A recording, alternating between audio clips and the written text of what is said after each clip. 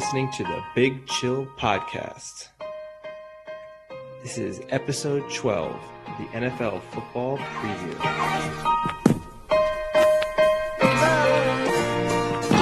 Good evening, boys. I kind of wanted to start off and see if you saw Arizona on the news the other day. The master magician, David Blaine, floated across northern Arizona holding helium balloons attached to his body, getting up to 25,000 feet for, I think it was almost an hour, and then parachuted back down. Did you guys see the beautiful views of northern Arizona? I only saw some news coverage of it. I didn't get any real footage. I just saw the news story about it. I mean, it's a weird one to me. It's just like a copyright of the Balloon Boy guy. Didn't the Balloon Boy man or Balloon Man, didn't he do a similar thing? Are you talking about the kid? No, not the kid. Didn't some guy do it in the 90s? Something pretty similar. I think if my memory's right, I think he used weather balloons instead of just actual balloons. But I think he did fundamentally exactly the same thing. I don't remember that. All I know is it was a really weird. I mean, they're not magic tricks anymore. I don't know what you even call them. Feats of stunts. He's a stunt man now. Yeah, he's basically like a weird version of Evil Knievel. Yeah, and a little bit like Evil Knievel. A little bit like Evil Knievel. Whenever he does something, part of me is kind of hoping that he dies. Not because I want him to die, but because you're like, it's not fascinating unless there's a genuine risk of you dying. And then for the only way for me to know there's a genuine risk is at some point you have to die doing one of these things. Did any of the balloons burst during? Because that would have been interesting if they were all timed to pop over a certain period. Then there would have been some edge to it.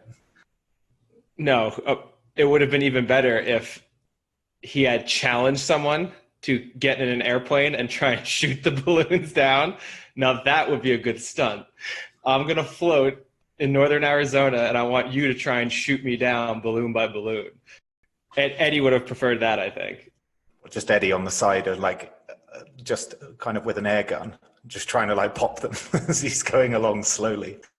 Yeah, it was, I don't know, overall it was just really strange. All of his stunts now are just getting stranger and stranger. Where this one, he spent months working on his breathing and his breathing technique and how to maximize his oxygen levels in his blood and all this. And I mean, he did get up to 25,000 feet, which is close to what commercial airplanes get up to. So that's pretty crazy just to be holding balloons, but you're still strapped in. That was the other thing that I don't like. They show him holding them, but he's clearly strapped in, so. Well, fundamentally, all of his tricks now are breathing related. That's his obsession. How long can he hold his breath? How can he control his breathing? How that ties into his heart rate? That is basically all he does now. He's just an expert breather. What a title. Well, yeah, you've just boiled him down pretty basically there, haven't you? He's good at breathing. He's doing what every human does, just a little bit better. Oh, I mean, way better. But it's like have you ever seen the program where he taught celebrities how to hold their breath for longer?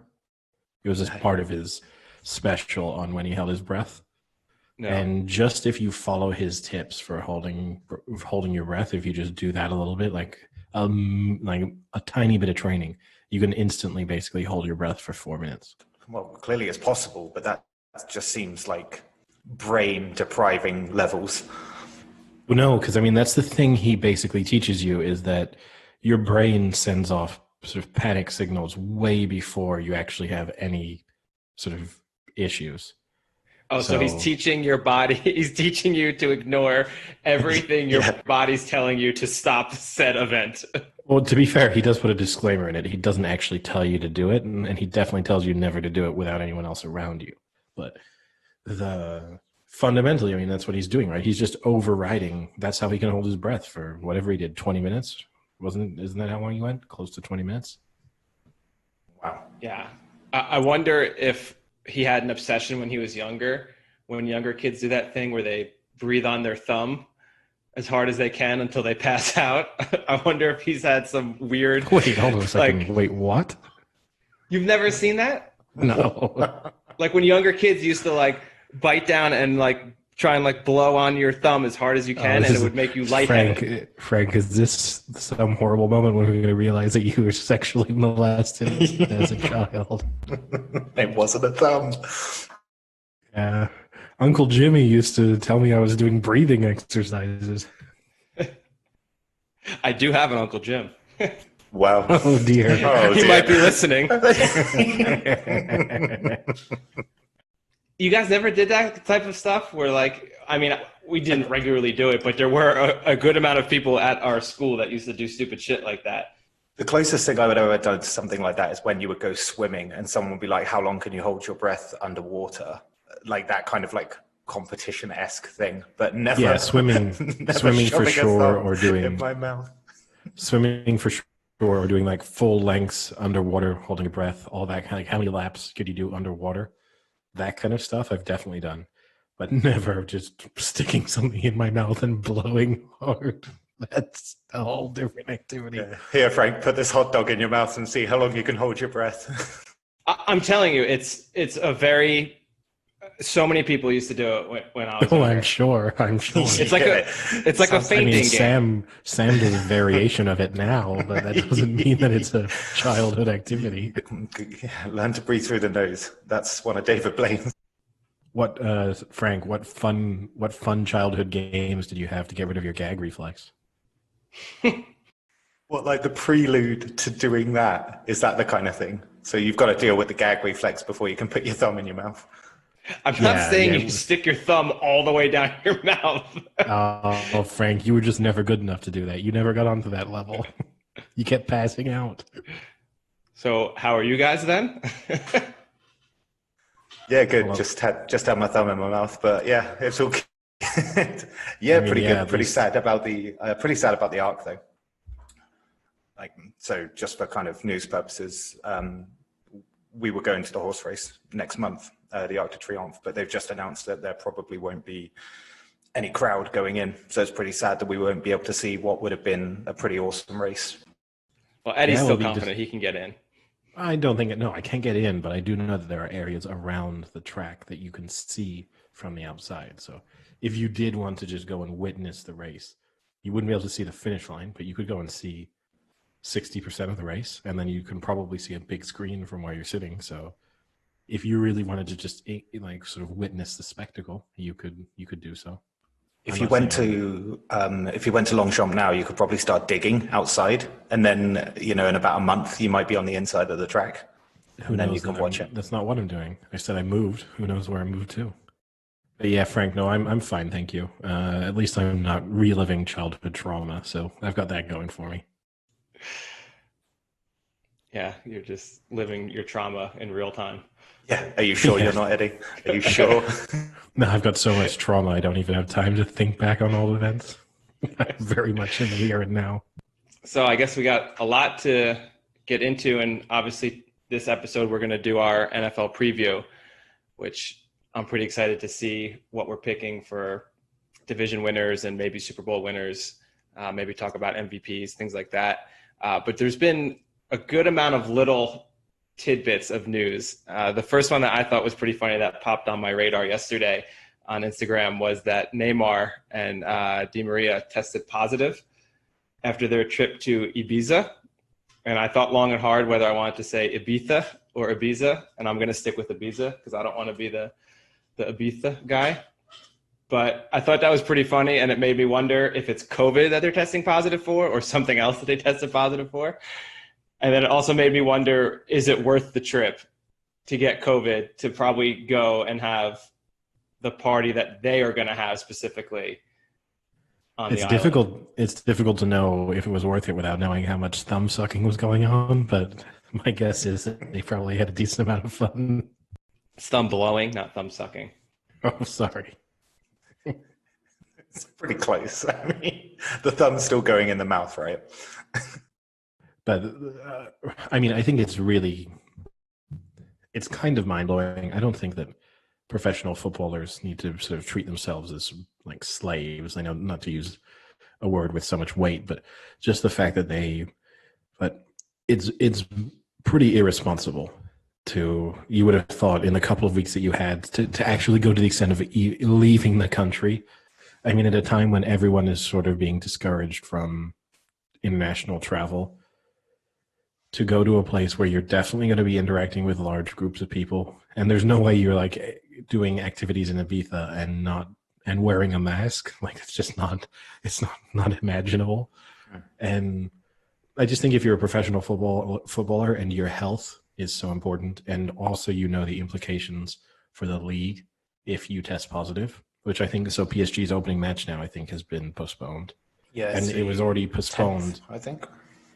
Yeah, it was already postponed because of the fact that they were taking part in European competition. So the rest of the league has already played one match, and then now I think they will have each played a couple. It's a little bit like the Celtic player who went to Spain. There's that moment when you know that the leagues and your teams are losing tons of money by continuing to operate and paying you your full salary. So you have to make some sacrifice to ensure that they don't lose even more. And I think that's the issue I have with it. Yeah, because it was the third person as well, Paredes, I think it was. And I love the fact that no one cares about the fact that there was like a third PSG player that got it. It was like, hey, I'm on holiday with these guys too, but no one cared. But yeah, for me, it's completely irresponsible. Like it just shows like an out of touch aspect to footballers against like the kind of everyday, I guess, or the everyday fan or something like that. But I took a look at, because I'm guessing they'll have to quarantine now for what, a couple of weeks, is it? That they would have to quarantine 14 days, I would imagine. Yeah, and because of that delay, because of the buy-in game, PSG's 4 games coming up are the 10th of September, the 13th, the 16th, and the 20th. So it's kind of like, so they've kind of messed up the first 2, right, with this COVID test. And then you just feel like the 16th and 20th as well. It just seems dumb for me that very key players for the PSG team would do something so close to the league kicking off. Because I also saw that Marseille's game was postponed because they had 4 confirmed positive tests. So you're in danger of like the league taking a look at itself and going, you're all being irresponsible. I'm not going to suggest that they get to the point where they stop it, but you're just giving people more ammunition to potentially delay it. And it just seems dumb for me.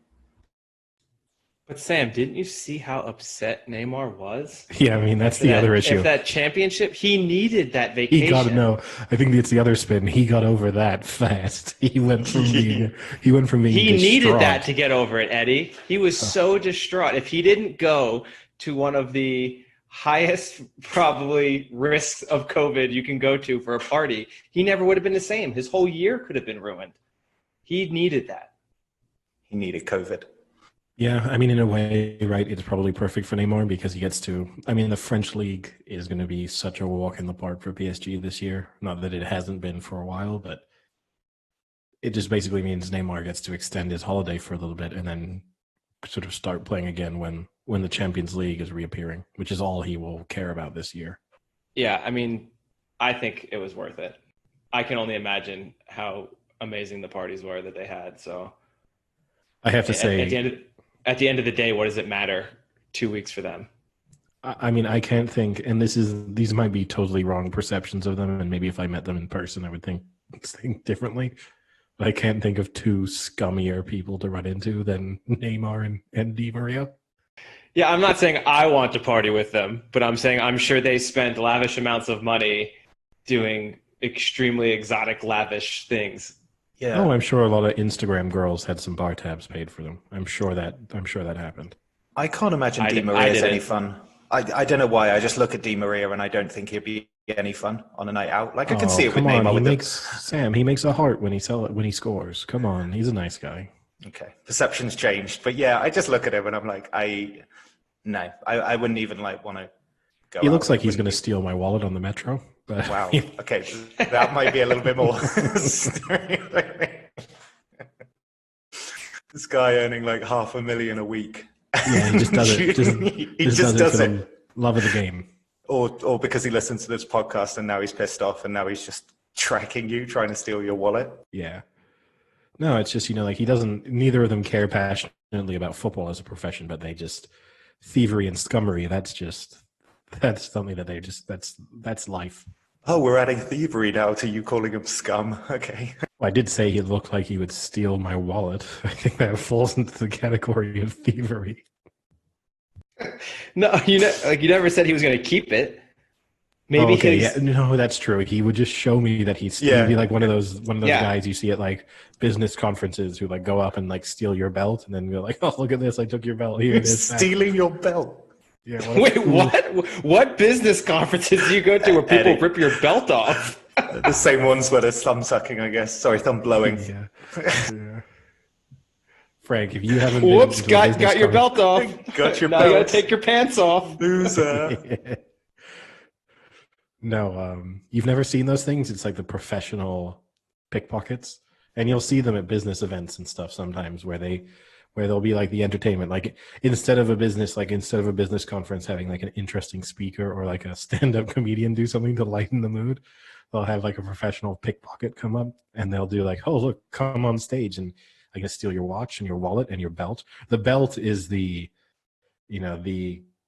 top move. That's when they're really showing their skill, because you'd think it's impossible to steal someone's belt when they're wearing it without them knowing, and then they'll do it to you. Are you sure these just aren't, the entertainment isn't just strippers and they're stealing all the money from your wallet and ripping your belt off? No, as and far by as stealing, you mean throwing at them? Yeah.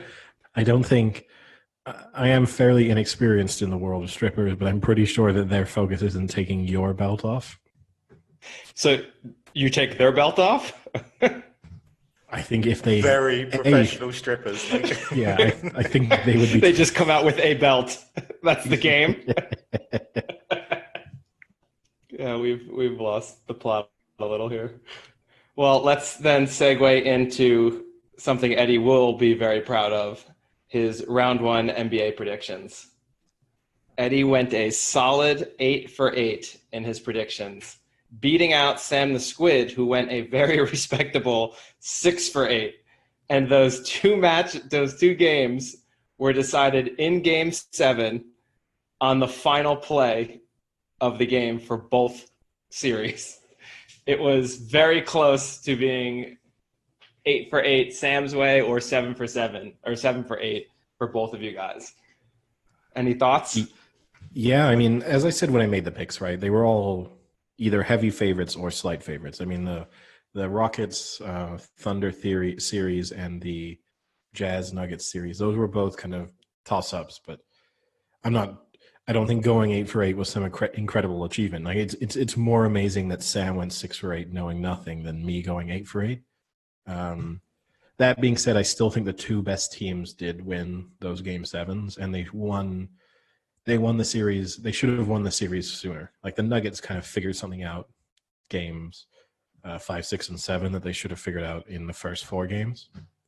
And the Thunder Rockets series, I mean, the Rockets are just a mess. Even though they won, they're just a total mess. Does that happen a lot? Like the kind of like final play win the game, or is that a little bit fairy tale within like NBA? It happens a decent amount. It won't happen a lot in Game 7s. I mean, the interesting thing in both of these plays, the two teams failed on the final play. I mean, that's the thing is, in a weird way, James Harden has spent his career being rightfully mocked for his terrible defensive play and defensive effort. And then his block to win the game may now go into the top five most iconic plays of his career. So it's going to be one of those really weird things. I always think about that when you have athletes. That like 15, 20, 30, 40 years from now, people will be watching like a James Harden career montage, and they're going to see a defensive play as being one of the most meaningful. And then they might think James Harden was a good defender, and he's awful. And then from the Jazz Nuggets, that was a terrible Game 7. I'd argue probably the worst Game 7 I've ever watched in my life. And the final 3 series of plays encapsulated just how bad the fact that the Jazz inbounded the ball, turned it over. The Nuggets then could have basically just dribbled out the clock or waited until they were fouled to seal the game. Instead, went for a layup that they missed. Easy layup. I honestly think any one of us could have made that layup. Oh, yeah, for sure. And then they go down the other end, and Conley nearly makes the three that would have eliminated them. I mean, they're lucky because had Conley made that three, people would have been talking about the idiocy of like A, attempting the layup, but B, then missing the layup I'd say for a long time. It's the Denver Nuggets, so not for that long, but as long as people are going to talk about a Denver Nuggets play for. Did you see the picture of how close that ball was to going in? Yeah, there's crazy. Such a great video that 3/4 of the ball is actually past the rim, and then it pops back out. It was so close to dropping. Yep. And then my other one question for you is with your Harden comment. Do you think that he's going to be disappointed that's going to be on all his highlight reels when he does that terrible stare down face for 10 seconds afterwards when people run up and start like hitting him and he's just staring into nowhere? Well, I think, that's the thing. I think NBA players as a whole suffer from this fact that, like, because Jordan had the iconic, like, Jordan was one of those people who reacted to big moments so well. It looked natural just because his personality. He just looked like he was supposed to be in that moment. And then you had Kobe Bryant, who like looked as if he was trying to look like he was in that moment. So he did that weird one where he clenched his fist and bit his lip. The really weird one he did in the Suns playoff series, I think a few years ago. And I just think since then there's been a bunch of players who always have tried to react to a key play, knowing in the back of their mind it's not their natural reaction. It's always them thinking, this is a big moment. I need to react to it the way someone reacts to a big moment. And they inevitably look stupid when they do it. It was not the best look. So no. I mean, and the Kobe Bryant one's never going to get pulled up again, right? Because just like the fact that he raped someone, we can't talk about it because he had a careless helicopter pilot. Oh man, that's terrible. No, the summation there is one of the best things I've ever heard. I mean, it's true, right? Just to put it out there, Kobe Bryant just for everyone, Eddie's opinion does not represent the opinion of the entire podcast. Well, yeah, my opinion is Kobe Bryant definitely raped someone, and the world doesn't care because he bounced the ball pretty well and died in a sad way. What about OJ? Take us on to a lighter topic then, Frank. Okay. And what about the next round? Round two selections. Yes. So Sam the Squid's done pretty well here, 6 of 8. I'm pretty happy with that. You're off to a good start. Yeah. I wouldn't say. Okay. So yeah, Frank, give us the round two picks.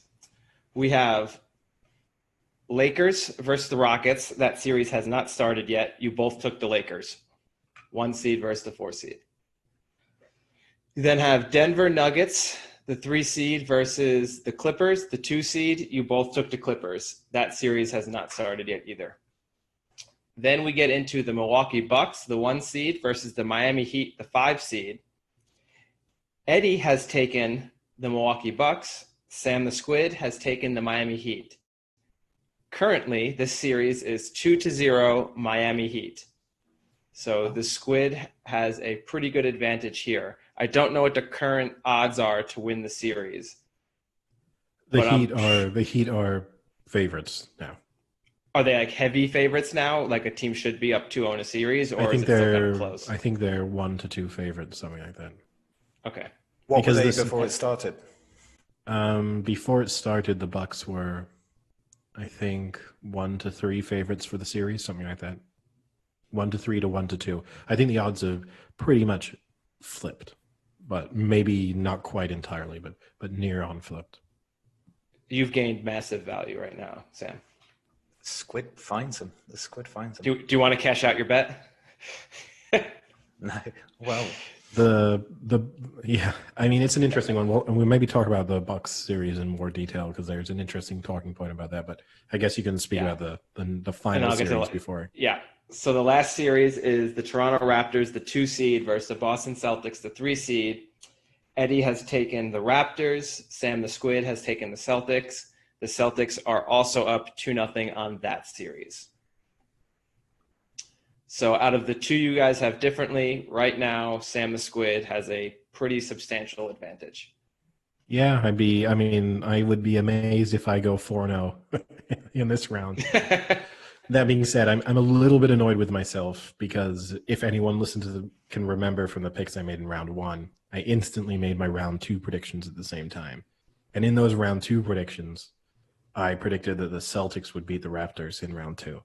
And I changed my mind because Gordon Hayward is out. And I thought that the lack of scoring options would hurt the Celtics. As it turns out, I mean, Gordon Hayward hasn't been a particularly good Celtics player. I mean, it's unlucky because he broke his leg sort of 15 seconds into his Celtics career. But he seemingly not having him on the court makes the Celtics a better team. So I think you never know with the Raptors because they're obviously extremely well coached and there's a chance that they might figure things out. But at the moment, it's looking like they're sort of outgunned. Yeah, and what was it that you wanted to say about the Bucks series? The Bucks series, the question is quickly becoming, is Giannis a genuine superstar? Yeah, I saw there was a tweet. I forget who it was from, but it basically said Giannis is turning out to be Scottie Pippen and he needs to find his MJ I think that's a real insult to Scottie Pippen right now. I think that's a huge insult to Scottie Pippen. An insult to Scottie Pippen in the sense not comparing him to Giannis, but saying that Scottie Pippen was basically like a clear number 2. Well, but he wasn't though, right? I mean, that's the thing. Scottie Pippen accepted the role of the number 2. I think if he decided earlier in his career to go elsewhere, I mean, he gets a hard time and people remember the playoff game when he refused to come back in against the Knicks. But they also forget the fact that Jordan left and they were still a really good team. So it's even as a number 1, he did his role well. But to me, the Giannis question is like, you sometimes have players in different sports who are regular season superstars. Over the course of a long period of time, they'll just grind out performances.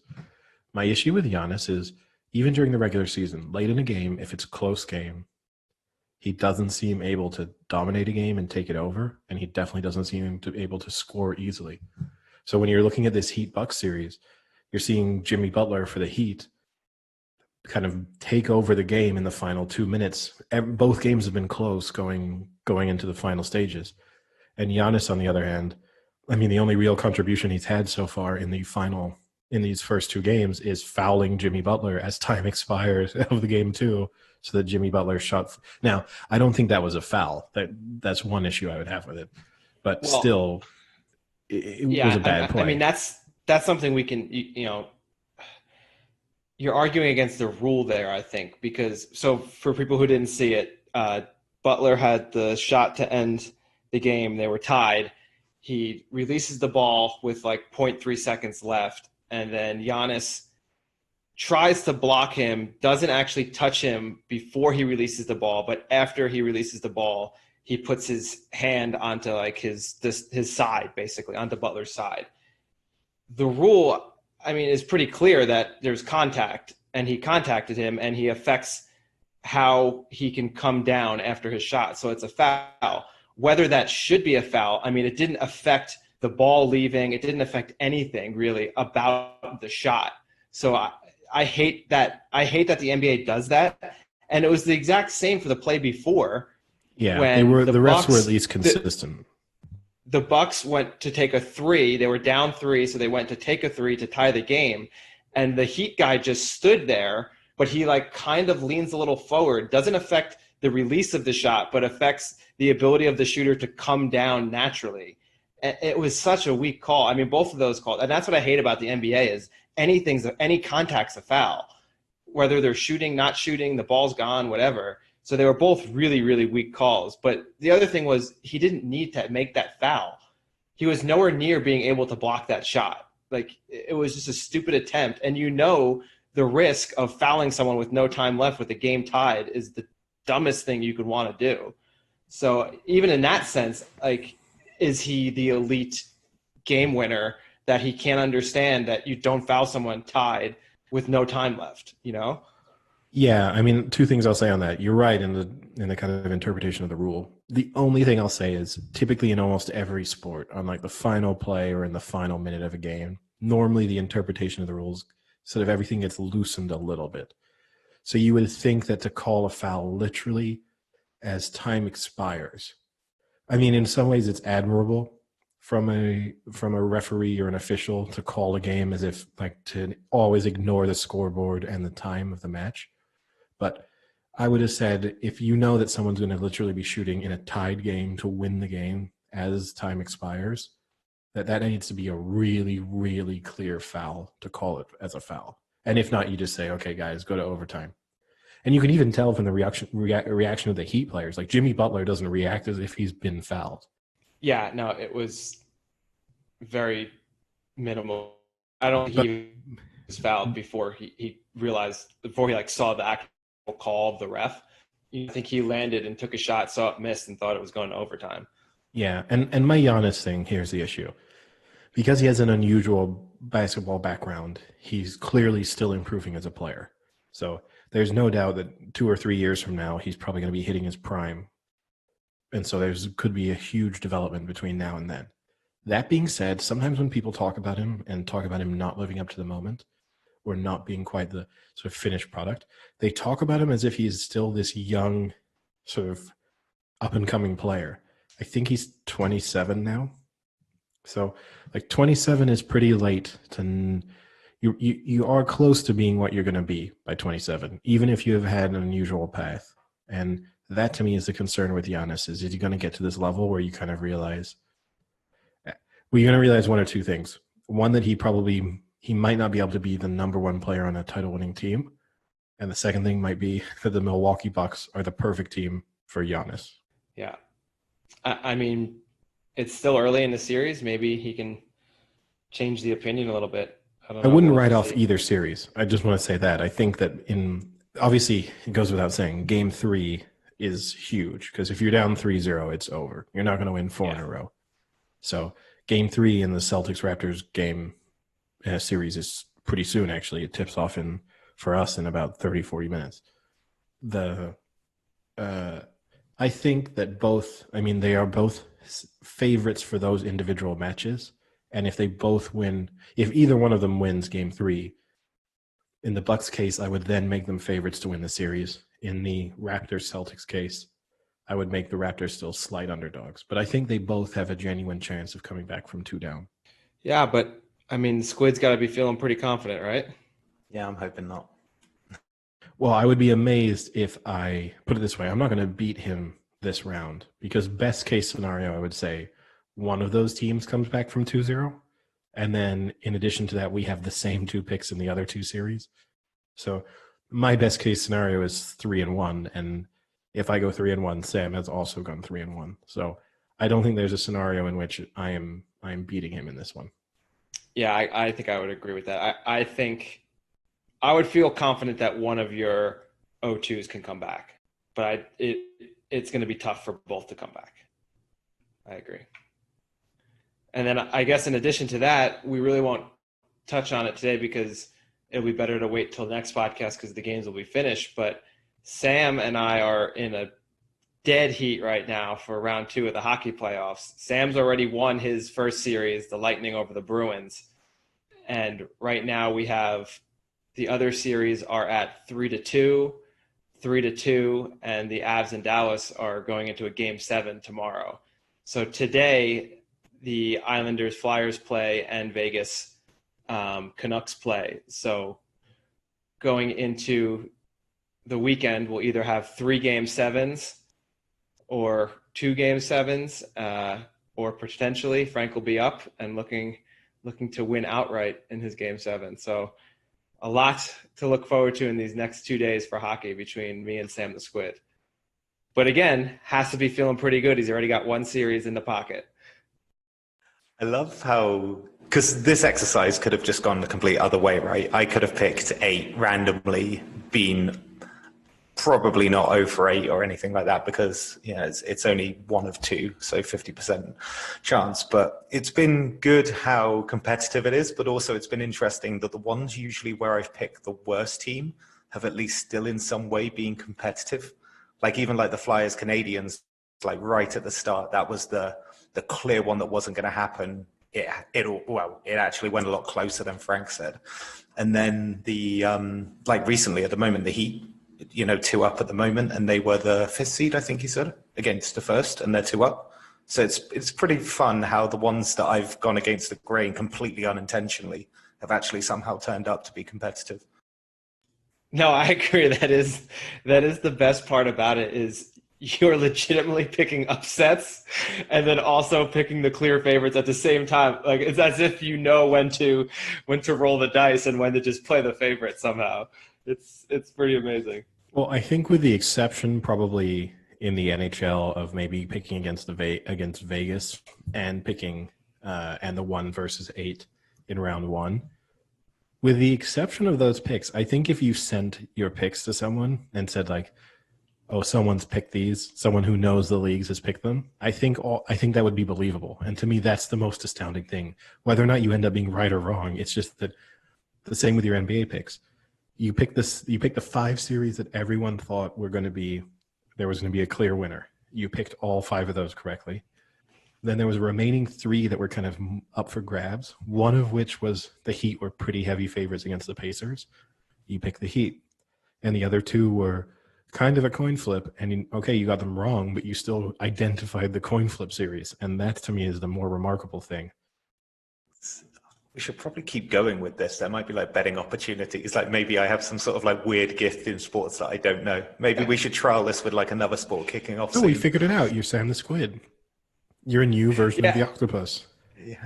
Eddie, and I agree. I feel like it's one of those things where we could take his picks and send it to an expert and they would see it and be like, "Oh yeah, Lightning over the Bruins. Oh, I definitely see where he's going with that. The Lightning got a lot of talent. They're playing really strong. The Bruins look a little slow, a little sloppy. Like they could just fill in the blanks. And all Sam's done is pick a fucking name out of a hat, and they're acting as if he has some crazy sense of how the teams match up against each other. It's like, oh, that one. Oh, that's a great pick because they match up really well against that team. And Sam's just like, ooh, Canucks. I like that name. Yeah, Canadians are good at hockey, right? Yeah.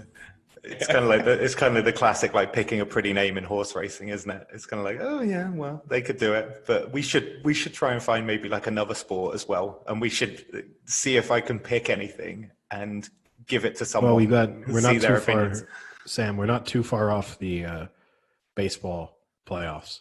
Yeah, that would be good because my knowledge is probably good. NHL level. Like I wouldn't be able to. I know maybe a couple of the names, like the really famous ones, but yeah, some of whom are good. That again is the issue. The couple names that this year actually are good teams, so that's the downside. But still, there's going to be a lot of names that won't ring any bells for you, and that's going to be the interesting thing. Yeah. And I also think too, with everything going on COVID related, that some of the teams might not even be at 100%, or rotations might be messed up and relievers might be out, and Sam will have no idea of that. So it's a good year to do it in, where there's going to be some teams that are probably normally really good, but might be thrown into a weird situation with everything going on. Yeah. Well, I guess since Sam has mentioned horse racing, the other thing we should mention is the Kentucky Derby is this weekend. The normally 2 months earlier, that's been pushed back. So it's in the weird situation. Normally 4 months earlier. It's normally the beginning of May. I thought it's the first week of June. First week of May? First week of May. It's the first week of May. First week of May, and now it's the first week of September. Wow, that's crazy how many months have gone by. Jesus. Yeah, so normally it's before the Belmont, but obviously now it's after the Belmont, which was won by Tiz the Law, who's the hot favorite for this one. I think he's 4-6 right now for the morning line. Yeah, something around there, depending on. I think you can get close to even money-ish some places if you really look hard, but he's odds on everywhere. I mean, the issue is you can't bet best odds in the U.S., so anyone who's betting him in the U.S. is going to have to take him. Oh, you can't bet best odds on U.S. races here either. No. But you can bet fixed odds at least.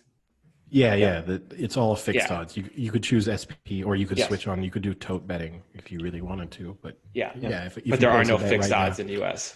Yeah, it's because it's a tote system, right? But Yep. Yeah. Unfortunately, yeah. I have nothing insightful to say on the Research. Kentucky Derby. I think Tiz the Law will win, and that's not a bold prediction, but yeah, it's hard to see it being beaten. Yeah. Same. One thing I will say, though, was in the Belmont, when I did a little bit of looking at it for this, was it's a really impressive horse when it turns onto the straight, just how it really powers away at that point. And it's just great because obviously we've seen other horses and win in different ways, but it's really impressive to see, like, on the turn for home, just how quickly that horse just comes out and just completely powers them out. That was really impressive to watch. I mean, the other thing the other thing you'd argue too is, like, American horse racing, the Kentucky Derby, in a way, probably needs Tiz the Law to win to try and move on from the controversy of the year before. So if you now have this very good horse winning the Kentucky Derby, potentially winning the Triple Crown, that covers up for everyone. Will forget about 2019 and the disqualification. Yeah, and to build off Sam's point, the distance for the Belmont this year is now the same as what the Kentucky Derby is. So there's going to be no issue if he can get the distance or if it's too short, too long, or anything like that. So, I mean, based off of that alone, and then add in what he did at the Travers, where he dominated the field again, I mean, he's going to be hard to beat. It's basically him versus all Bob Baffert's horse. He's sending, I think, 3 over. And I mean, I guess that means it depends how many steroids Bob Baffert has pumped his horses full of. That's true. And so Eddie is referencing his positive test, one of which was Gamine. I think that's how you pronounce it, Gamine, who is undefeated except for the DQ from testing positive. Undefeated everywhere except from in a lab. Yeah. Over one in a lab.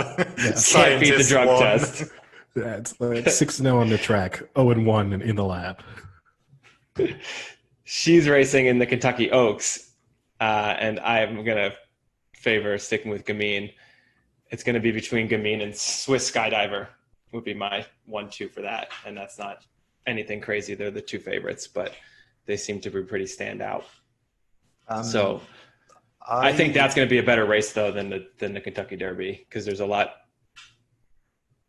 better horses, I think, in there. Again, not a huge amount of knowledge with kind of dirt and the kind of US racing, but when I looked at the race, I actually think there's a lot of good value in Speech. I saw it at about 6 or 7 to 1, and the only reason being, like I said, a bit of basic research, was that it ran the Ashland Stakes on the same race card day as Swiss Skydiver over the same trip, and it beat the course record at Keeneland. It ran quicker on its last outing than Swiss Skydiver, and it finished second to Gamine. And a lot of people thought that was a pretty bad loss, apparently, from the commentary I read. But what I just find interesting about it is you've got a horse that ran the same trip, the same card, broke the course record, and is third in the betting against Swiss Skydiver. So I just, from that logic alone, and I thought 6-7 to 1 that I saw it trading at was good value. Yeah, and the race that got second to Gamine, I think it was a pretty close finish. It wasn't like Gamine blew by, I don't think, because that I believe was the first race, and then since then Gamine has been dominant. The last race it won, I think, 20 lengths. It was insane. The other horses weren't even in the frame. The last race Gamine won. So I still think she's going to be tough to beat. Wonders of science. Yeah. So, yeah, I think the Oaks is going to be a good one. That's on Friday, and then the Derby's on Saturday. I said I look forward to the day that Bob Baffert just loads a Ferrari into the stalls and just wins the Kentucky Derby himself.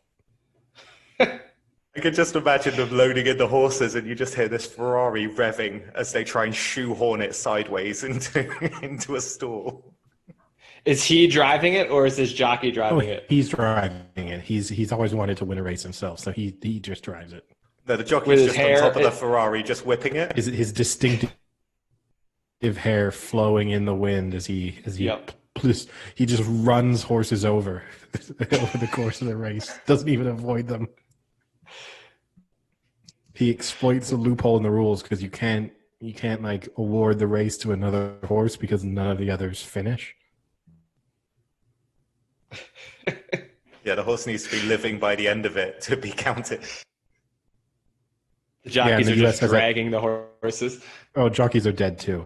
And the U.S. has that system, right, where the jockeys have to, for the stewards' inquiry, the jockeys have to call it up, and there's no jockeys to like file complaints. You're just dragging the corpses up to the steward's box. Do you have anything to say? Yeah, you've got anything to add? He's silent. Oh, this guy, does he have anything to say? No, he's silent too. Oh, look at that. Well, he's just like moving his head up and down and sideways as like a puppet. Put the red roses around me now.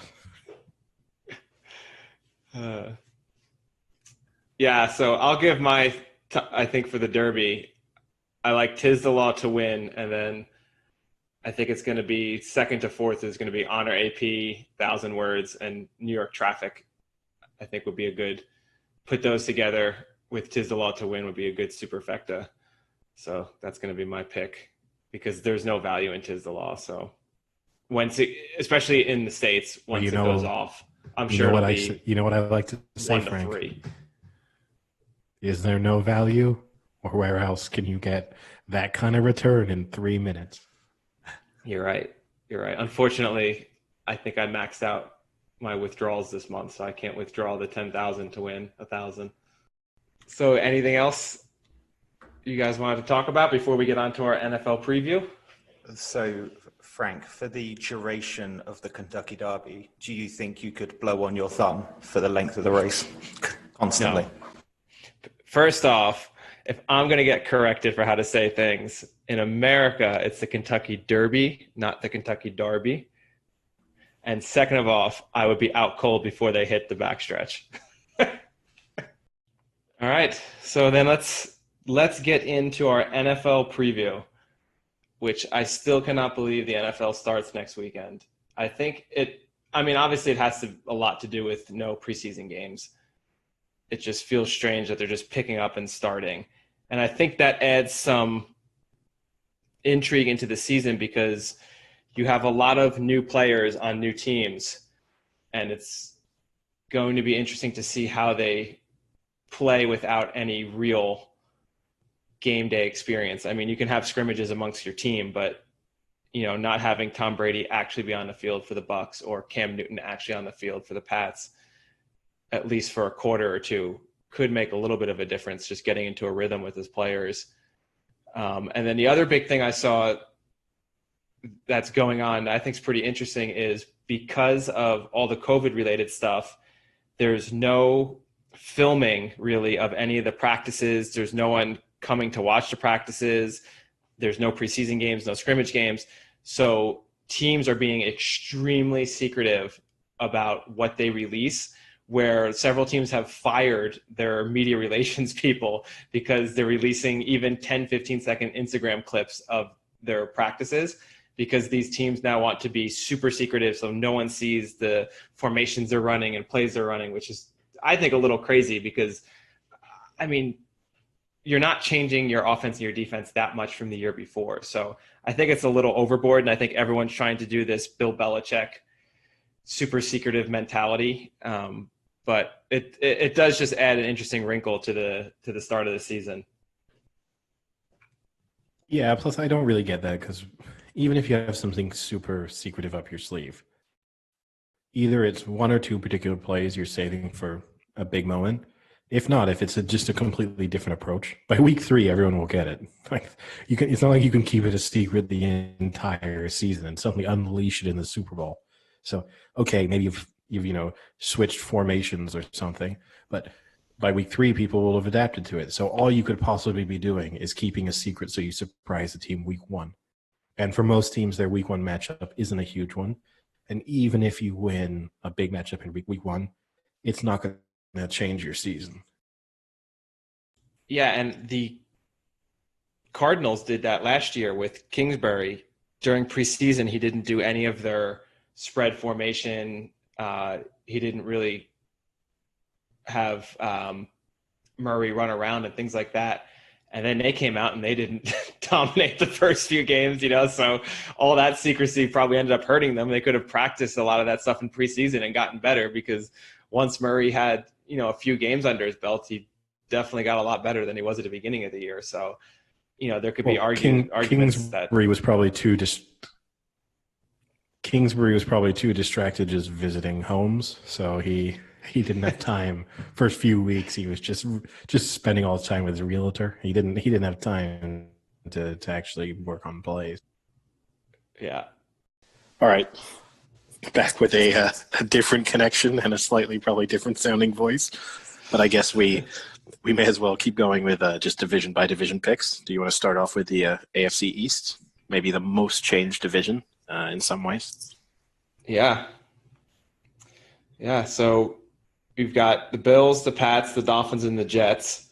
The big news, obviously, with the Pats no longer having Tom Brady. The Belichick era is officially over.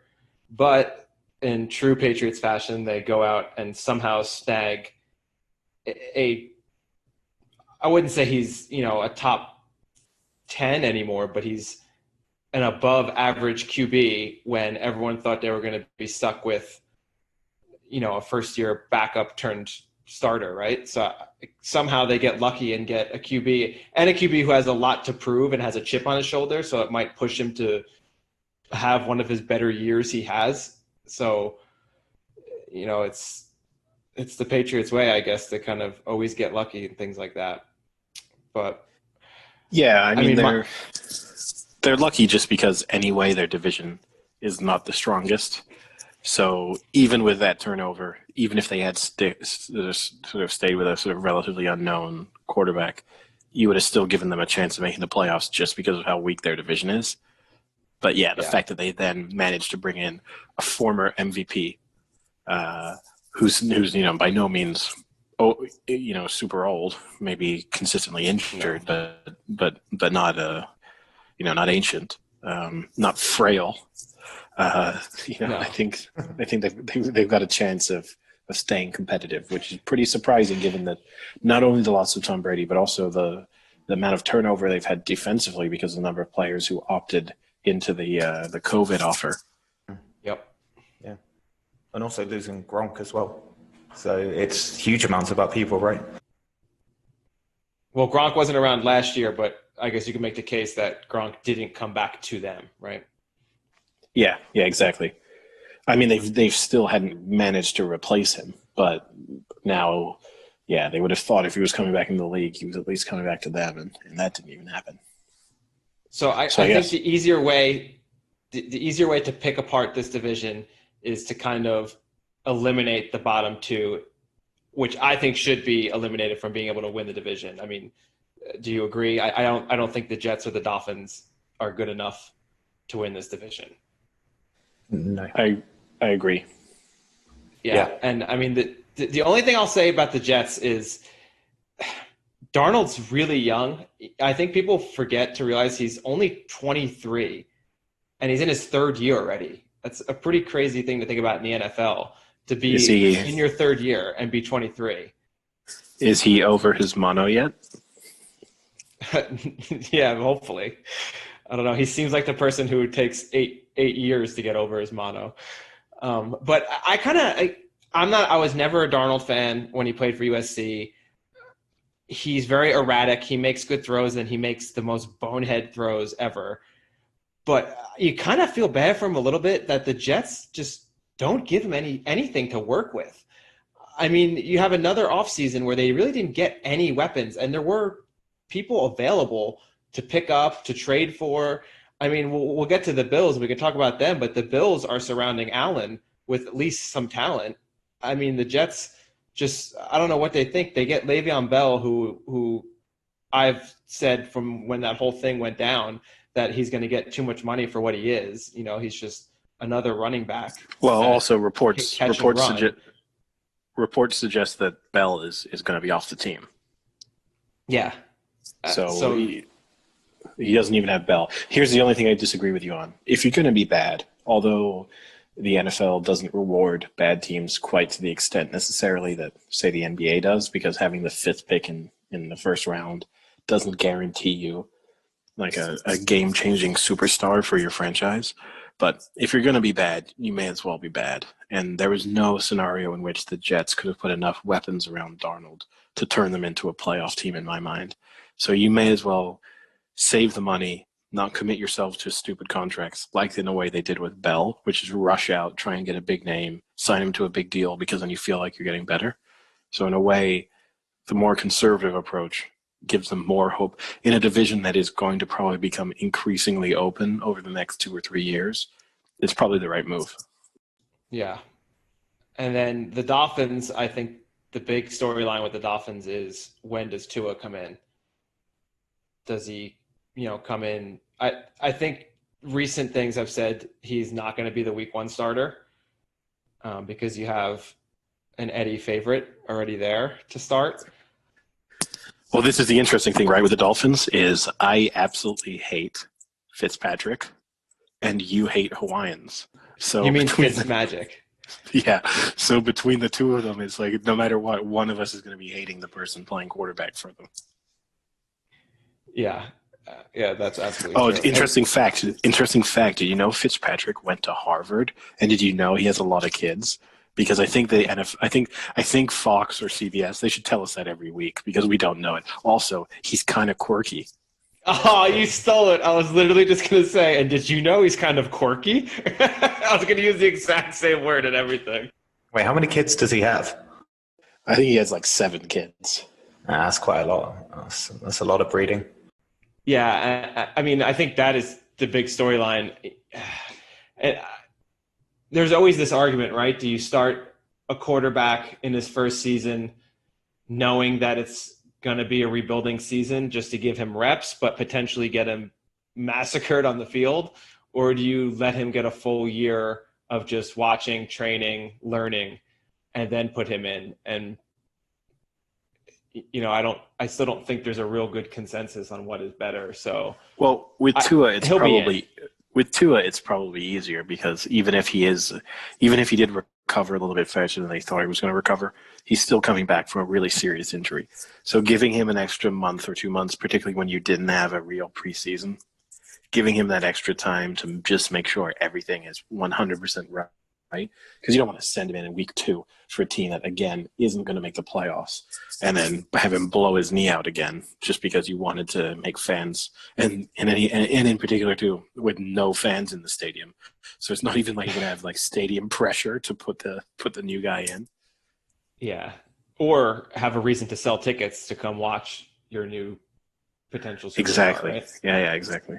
So who's your pick to win the division? So that brings me to my pick to win the division, the Buffalo Bills. I think they're doing the right things where they've now picked up Stephon Diggs, which is a pretty good pickup, and they drafted Moss from Utah, who I watched a bunch of times having to be on the West Coast and watch a lot of the Pac-12. I think they have a pretty solid team now. I mean, Josh Allen, he's not a top 5, top 10 QB, but he's a good QB and he's a tricky QB to defend because he can run really well. And their defense is still solid. They didn't really lose much from their defense. And, it's always been the strength of their team the past few years. So you have a solid defense and you have a building offense and a more experienced offense.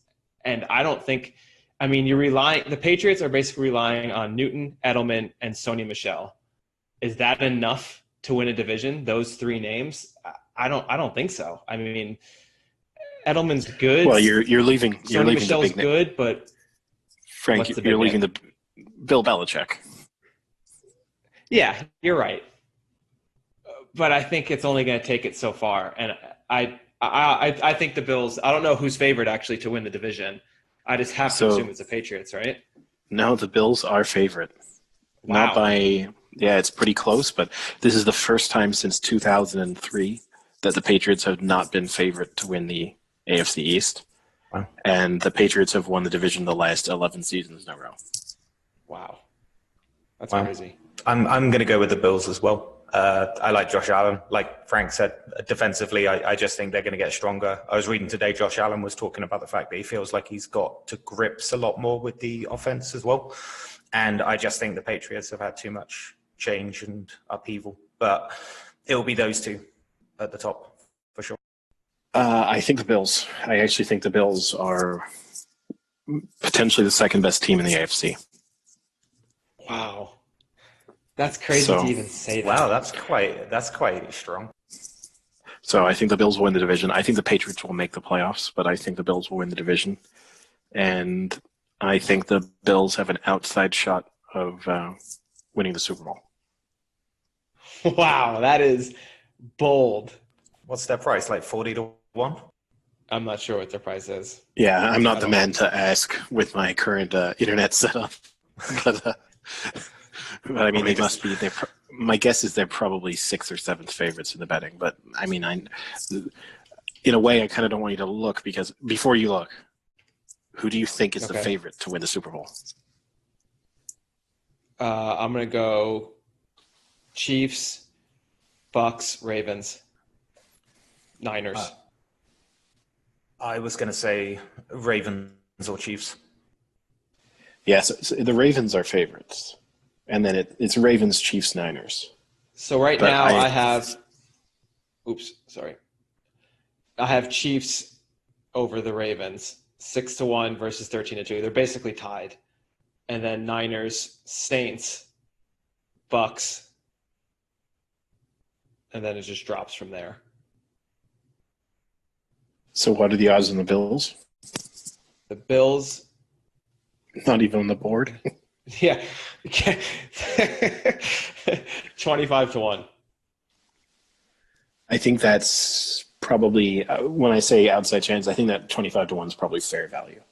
But I think there's every chance when we're talking about going into the playoffs, I think the Bills will be significantly shorter than 25-1. I think by the time the playoffs start, the Bills will be like 14-1 to win the Super Bowl. If they make it. You mean if they make it, isn't if the season makes it that far? Yeah, that's kind of crazy that no, you're saying when the Bills go to the playoffs, they'll be 14-1. No, I'm saying when the playoffs start. So I'm not even going to factor in the conditional of them making the playoffs. They are 100% going to make the playoffs. Okay. It's just crazy to me that all three of us are picking against Pats, but I mean, it's a completely new team. So, but again, it's interesting because everyone said when you separate Belichick and Brady, we'll finally figure out if it was Belichick or if it was Brady. But the way that both of those the player and the surrounded themselves with other people, it still makes it kind of difficult to know whether it's the player or the coach. Because if Brady goes out and does really well, yeah, okay, Brady's great, but they've surrounded him with a lot of talent right off the bat, you know? So, and the same with Belichick. I mean, if Belichick with what's his face, who was going to be QB, Stanham or whatever, it would have been one thing, but now, you know, you've got Newton, so it's not like he doesn't have anybody. I would still say if both of them made the first round of the playoffs and lost, it's a much better achievement from the Patriots than it was from the Bucks. Yeah, I would agree there. I think it's a good assessment. But then I guess so moving. Well, we talked about the Ravens Super Bowl chances, so why don't we go AFC North? See what we think of their divisional chances. Yeah. So AFC North, I think we can maybe start bottom up again. So you have 2 contenders, I think, and 2 pretenders. I'll start with the Steelers. I think the Steelers are done. I think this is the beginning of the rebuilding for the Steelers. They don't have much talent. You're trusting a QB who is known to not train very hard in the offseason, to come back from a year-ending injury at age, 37 now? Have you seen him, Frank? No. What does he look like? Oh, he is so skinny. He is. No way. He is so skinny. Skinny good or skinny like he's frail? Are we doing any frail terms? Are we doing frail again? He got really big during the off season. You did see some videos of him during the like lockdown and stuff, and he clearly was not working out at all. But he's as skinny as he's been in years. I mean, it's difficult with Big Ben, right? Because part of what made Big Ben a good player was his ability to take hits, and part of that was kind of related to his size. So, does he? It's in his name. Yeah. So does he become less effective by being skinnier? But you would definitely have to imagine in terms of his actual mobility, he might be winding back the clock about 10 years in his new shape. Wow, I did not see that. So, I guess that does add a little wrinkle. But I mean, they don't have that much talent on their team. Playmakers, what do they have? Juju Smith-Schuster. I mean, you have what's his face at running back, but I'm not sold that he's the greatest. You know, it's a great story, but is Connor a top 5-10 running back? No. You know, so I mean, I agree with you, but I agree with you because, as I kind of teased a few weeks ago, my hot take is the Browns are making the playoffs. I mean, it's not as hot. Maybe it's not going to be my hottest NFL take, but I'm definitely shooing in the Browns to be top 2 in this division and to potentially win this division. Yeah. I mean, something to be said, though. The Steelers last year did go 8-8 without Ben for the entire season. So there's something to be said for the team, right? They still won 8 of 16 games without Ben. So they've now got Ben back. And granted, not much has changed or not many people have left. But if Ben comes back and he plays a full season, are they going to be better than winning 8? Maybe. So I don't know. I just think maybe the Steelers aren't going to drop off as much as you said. But. Well, Mike Tomlin has never had a losing season, right? So if we're going on this historical sort of approach, you should definitely take the Patriots to win the division because that's just what they do. And you shouldn't expect the Steelers to have a losing season because they don't do that under Tomlin. And if they were going to have a losing season last year, probably would have been it, as you touched on. But even if they're 8-8, 9-7 in a pretty strong division, that's not making the playoffs. Yeah, and I think the issue is they're going to have trouble finding 8 wins in a division where you potentially aren't going to get – you're going to go 0-2 against the Ravens, 0-2 against the Browns. So now out of your 6 within division games, you can maybe only win 2 of those. So, and then real quick, I guess we can just cover the Bengals. In one sense, I'm happy the Andy Dalton era is over. I just can't stand watching him play. So I don't know how much better they're going to be with Burrows. I will now this is an instance where I give the team credit. At least Burrows has something to throw to. I mean, he's got AJ Green, he's got Tyler Boyd, John Ross, and then they picked up what's his face from Clemson, T. Higgins. Hold on a second, Frank. He's got AJ Green. How many games has AJ Green played in like the last 3 years? Well, would you want to play for Andy Dalton? I wouldn't. I don't know. All I can say is like, I don't know about. I think some of those Bengals receivers and weapons get the fact that they don't play in a way makes them overrated because people don't.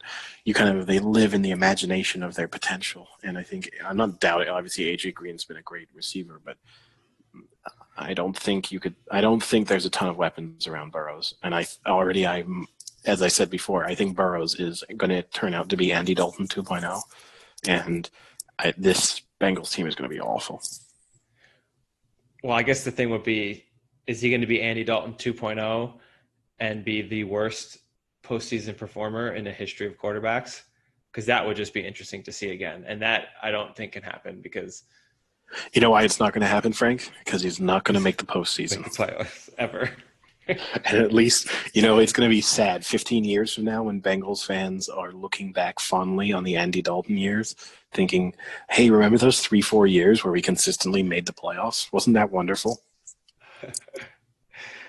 Well, I mean, the interesting thing is in this division right now, if Burrows ends up being the talent of a number one draft pick, you have 3 quarterbacks that are all very young and very talented. I mean, this could be a crazy tough division for the next 10 years, right? I mean, if Burrows ends up being good, you have Burrows, Mayfield, and your favorite Lamar Jackson.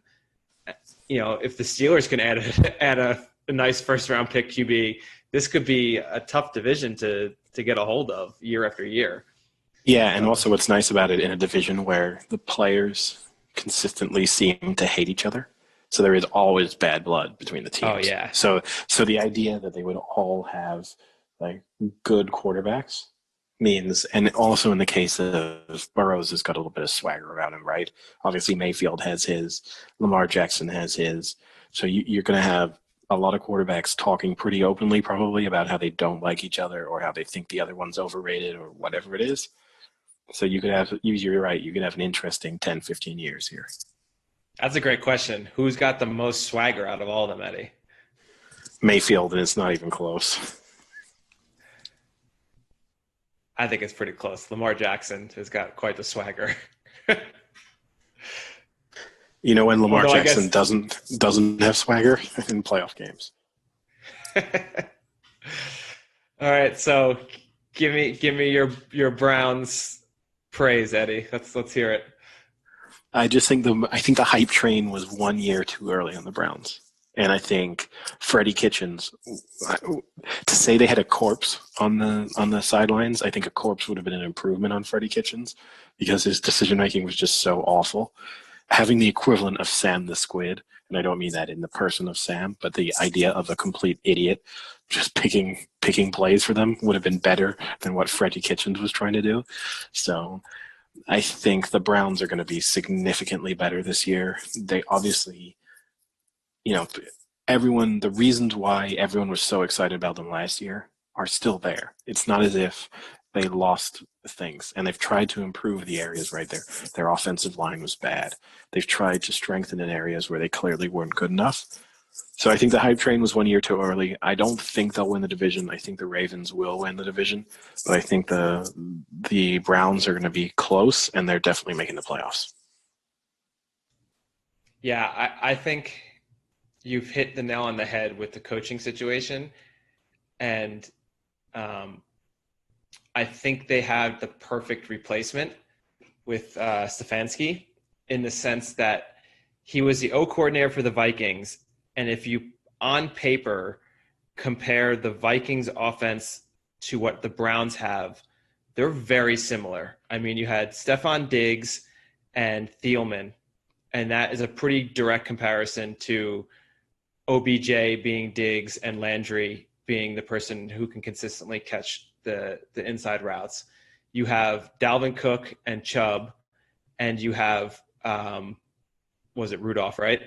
And Njoku, and then they also have the new guy they picked up. Oh, God, I can't think of his name. Hooper. Hooper, right?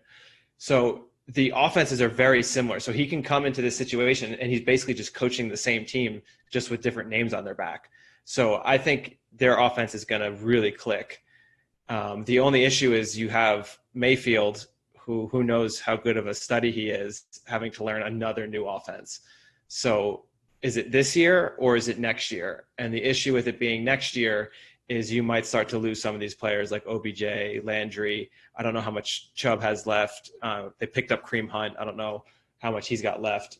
So it could be this year. I think they could have a much, much improved season just from that coaching change and everyone getting a year older.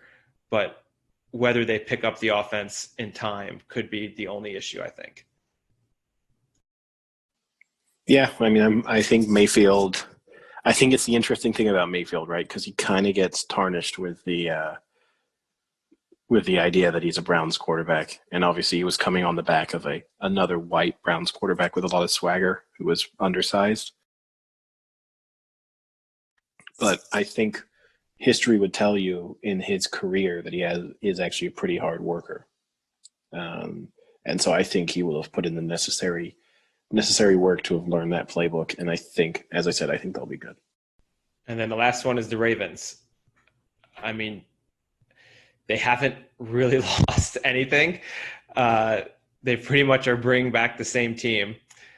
And they're lucky that they can do that because they have a lot of players on rookie contracts. So they haven't had to spend the money yet that they're going to have to in a few years.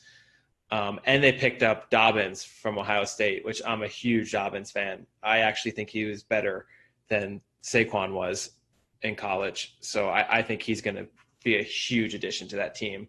They picked up 2 great linebackers in the draft. I mean, they had a phenomenal draft. They could have had the best draft out of any team, and they're adding that to a team. Well, you're wrong there. You're wrong there, Frank. You're wrong because Okay. the best draft of any team was the Niners, and we'll get onto that when we get to the NFC. I don't even want that debated. Okay. Well, we'll have to see at the end of the year. But I mean, the only thing, again, we've talked about off air numerous times, is everyone loves to say Lamar Jackson is the complete package. And, the big knock with some people is that he's not a good thrower. And then other people argue, well, have you seen the season he had? It's phenomenal. How can you say he's not a good thrower? But if you dig deep into his stats last year throwing the ball, when he plays actually good defenses, he wasn't that great. And this is what bothers me is people just see overall numbers when you're playing against Miami and he throws for 350. Like, oh, that's great. Wow, you played against Miami. But then take him against tough defenses. So, for instance, if I pull it up here, against teams that had a top 15 ranking of a defense, against Pittsburgh, he threw for 161, 1 touchdown, 3 interceptions. Against New England, he went for 163 with 1 touchdown. Against San Francisco, he went for 105 with 1 touchdown. Against Buffalo, he went for 145, 3 touchdowns, decent. But those aren't great stats. Like you can't read those stats and tell me he's a phenomenal throwing QB. And until he starts proving that in big games against big teams, I'm still under the impression that he's a great running quarterback who can throw decently in a very stacked offense. Yeah, I mean, I'm not going to bring this up just because they're the Niners, but in a way that Niners game, I think, was a crucial moment in his season because what the Niners did was show other teams the blueprint on how you could beat that Ravens team. And part of it is accepting you're not going to stop him from doing what he does on the ground. Like, he's going to do that. You can't take that away from him. So it's just a question of putting him in scenarios where he has to throw the ball. And you want to get him in key moments of the games where his feet are not going to be a weapon because you haven't taken it away from the sense that you're not going to stop at every play, but you're going to focus on putting him in a situation where it just isn't an option for him anymore. And I think that's going to be the issue for him. And you saw it in the playoffs. Like when he got into a situation where he had to throw, it's not pretty.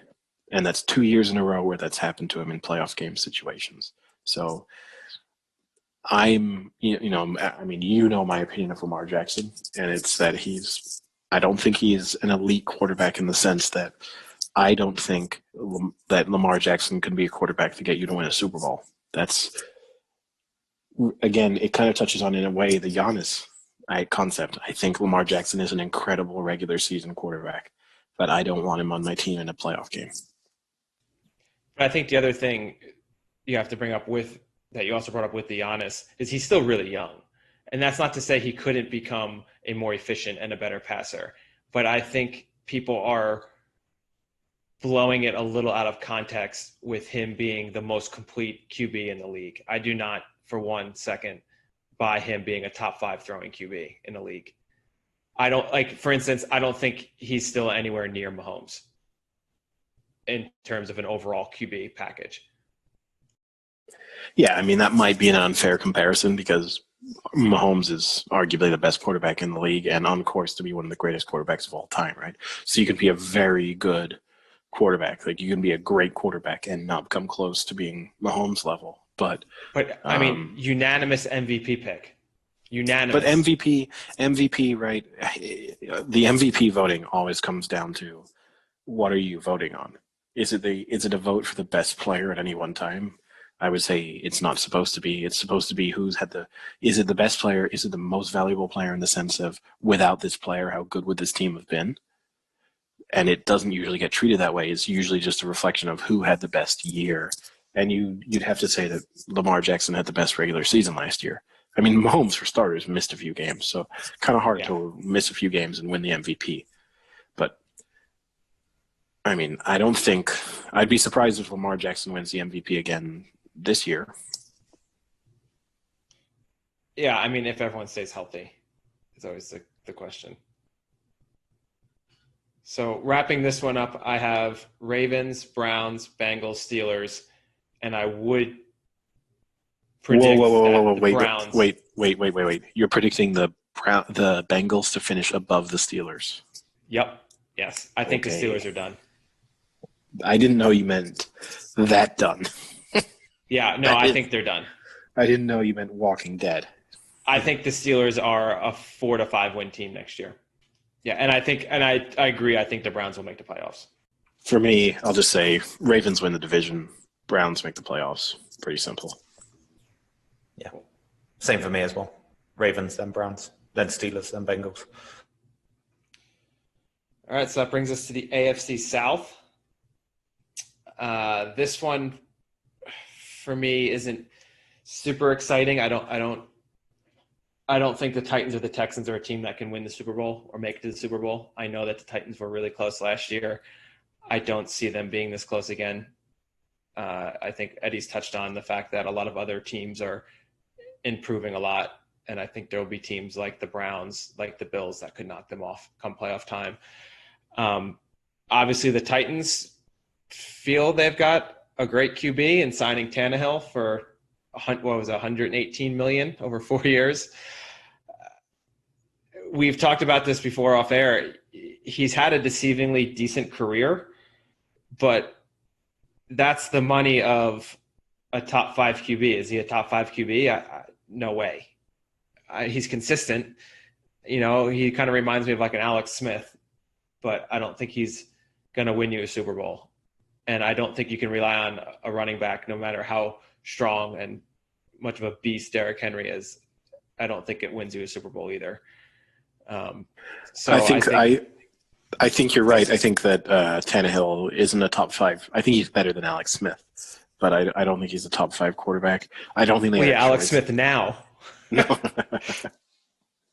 I don't think they had a choice. I think they had to pay him. I think it's one of those awful situations as a team where if you're the GM, you're probably looking at it thinking, I don't feel great about this, but I kind of don't have a choice because I can't let him go somewhere else and be good. Kind of in a way, sort of similar maybe to how I feel every team feels about Kirk Cousins, which is, or do we think he's going to win us a Super Bowl? Probably not, but we have to pay him as if he's going to, and that's kind of an unfortunate position to be in. But I'm not going to go into too in depth on this division because I don't think it matters as much in the sense that I don't think any team coming out of this is going to be that good. But the Colts are favorites to win the division, and I think the Colts. The question mark here is Rivers, but I think the Colts will win the division. Sam, do you want to give your prediction or? Yeah, sure. I'd probably go. It's a pretty weak division, right? And you've both touched on the fact that whoever gets through is probably going to go nowhere with it as well. Although, interestingly enough, I saw that because people think the Colts will win the league, they're actually still like 7th or 8th favorite to win the Super Bowl. Maybe just because of the fact that people think they'll get through this, and then I guess opportunities once you're in the playoffs. But Phil Rivers is a pretty, I guess one of the question marks about him is usually his turnovers, right? He's pretty bad in terms of like picks and throws, etc. But the Colts, from what I remember, are a pretty run-heavy team anyway. So I don't think it'll matter too much. So I still think the Colts will win. Probably then a toss-up between the Texans and Titans, and Jaguars propping up the bomb. Well, the Phil Rivers question, too, in a way, is he's going into a system, right? He's an offensive coordinator who's brought some of the best out of him. So there is a possibility here that he is going into a system that is going to be perfectly built for Phil Rivers to succeed. And I think they'll be decent, and I think they'll win the division. But I'm glad that someone picked up Phil Rivers, because it wouldn't really be a Sunday without seeing him screaming at himself, at officials, at his own team, at Ngakoue. Yeah, I mean, he's going to be screaming at someone, and you know, that's when you know that Sunday's really, the witching hour is really starting, when you see Philip Rivers' red face just screaming profanities all over the place. I agree with you completely on that. Football is going to lose a personality when it loses Philip Rivers. And it just made me go back to when he had that altercation with Ngakoue where he threw the 90-yard touchdown, and Ngakoue knocks him to the ground and then nicely picks him back up. And then when he picks him back up, Philip Rivers screams in his ear, "How about that 90-yard touchdown?" and just starts screaming into his ear. And then Ngakoue responds by telling him to stay humble and stay humble. And he goes, "I'm going to be excited." And he goes, "Yeah, don't yell it in my ear." And he goes, "I will do it in your ear. That's what I do. That's what I do." I mean, come on. You're going to miss a personality like that screaming at an absolute titan of a person in Ngakoue as well. That just he cracks me up so much. But honestly, I think my hot take here will be I don't have the Colts winning the division or making the playoffs. I have it between the Titans and the Texans, and I would lean towards the Texans if you could tell me J.J. Watt stays healthy this year. If he plays at least 12 to 14 games. I didn't realize we got that kind of information to come out. Well, I'm saying you just need him on defense, just alone to get the coverage he gets and open up some one-on-ones for your DNs and things like that. But if he can stay healthy, I think the Texans have a shot to win this. Yeah, but here's the issue, Frank. I think the Texans are 7-2 to win the division, and I think J.J. Watt's probably 10-1 to play more than 12 and a half games. So, you know, that's the issue there. Yeah, I mean, that's the problem. And they also have they have an injury risk at quarterback. You know, they've lost. You're also ignoring the fact the guy played with a punctured lung. He's not missing games. I bet you he'd win your thumb blowing game, but yeah. And then you also have to factor in they lost their best wide receiver. They, you know, aside from Watson, they lost their best offensive threat. Yeah, but I agree. I completely agree with that. I mean, I think David Johnson will have a rebound season with them as opposed to the Cardinals. Ooh, no. We're out there. David Johnson will not be – here's my bold prediction for this division. David Johnson will not be the primary running back on this team by the end of the season. I'll give you my bold prediction. I bet he goes 1,000 yards over scrimmage.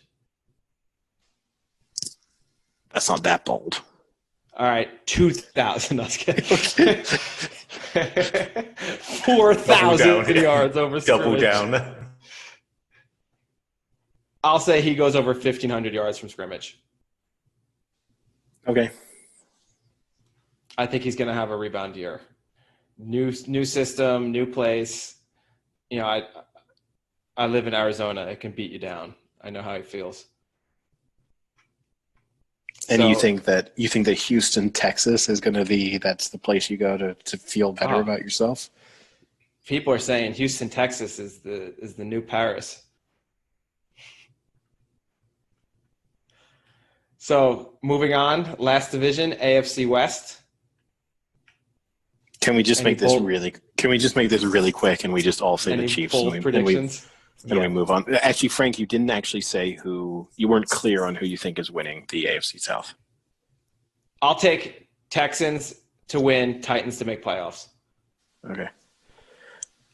And then can we just make the AFC West really quick and just all say the Chiefs and move on to another division? I'll say one thing about it, not Chiefs related.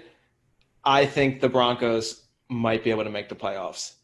solely because I think they can go 4-2 in this division, and they're already. All they need to do then is get 4 more wins out of their next 10 games. I think they have a realistic shot. I think the issue here is we've identified about 54 playoff teams. Well, there's more now. There's 3 wild cards for each division, for each conference. So you can have seven for each division now. But I think the Broncos could, because I think the Raiders and Chargers are just that bad. So I agree. It's easy. Chiefs could go undefeated. No, they won't. But we all say Chiefs and we move on. Yeah. Okay. Take us over to the NFC then, Frank. Where would you like to start? Do you want to start on the East or in the West? You can choose. All right. The mighty powerhouse NFC East.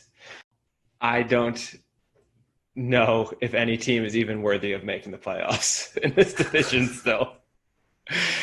I mean, I think it's obviously a toss-up between the Eagles and the Cowboys. The Giants, I think they'll improve from last year. I think that is a pretty easy prediction. I don't think they're going to prove enough to go 8-8 and win this division. Their defense is still just terrible. I mean, they're so bad. Their offense is decent.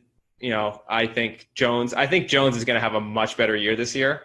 I think statistically he's going to be a top 15 quarterback this year at least, which is a huge improvement. I think he was like 25th last year. But their defense is awful. I think it's just between the Eagles and the Cowboys. And I guess that brings up my question to you, Eddie, which is going to be one of your hot takes. Is Dak Prescott, and is he that good? And I think this would be a great time for you to give us your top 5 QBs for this upcoming season. Okay, I'll start by saying no, Dak Prescott is not that great, and there's no way on earth he's even registering on my top 5. Like he's not on the bubble. He's not being considered for the top 5. And so, the Cowboys. So before you start, I had looked online. There are several people that put him on the fringe of the top 5, whether it be 5, 6, or 7. There's a vast majority of people who do that. That's all I'm saying. That's all I'm saying. Is this for real rankings or this is like fantasy? No, this is who are the top 20 QBs in the league. Not fantasy related. Just, you know, like who's going to have statistically the best seasons, who is going to look the best, things like that. Yeah, well, they're idiots. Brutal assessment.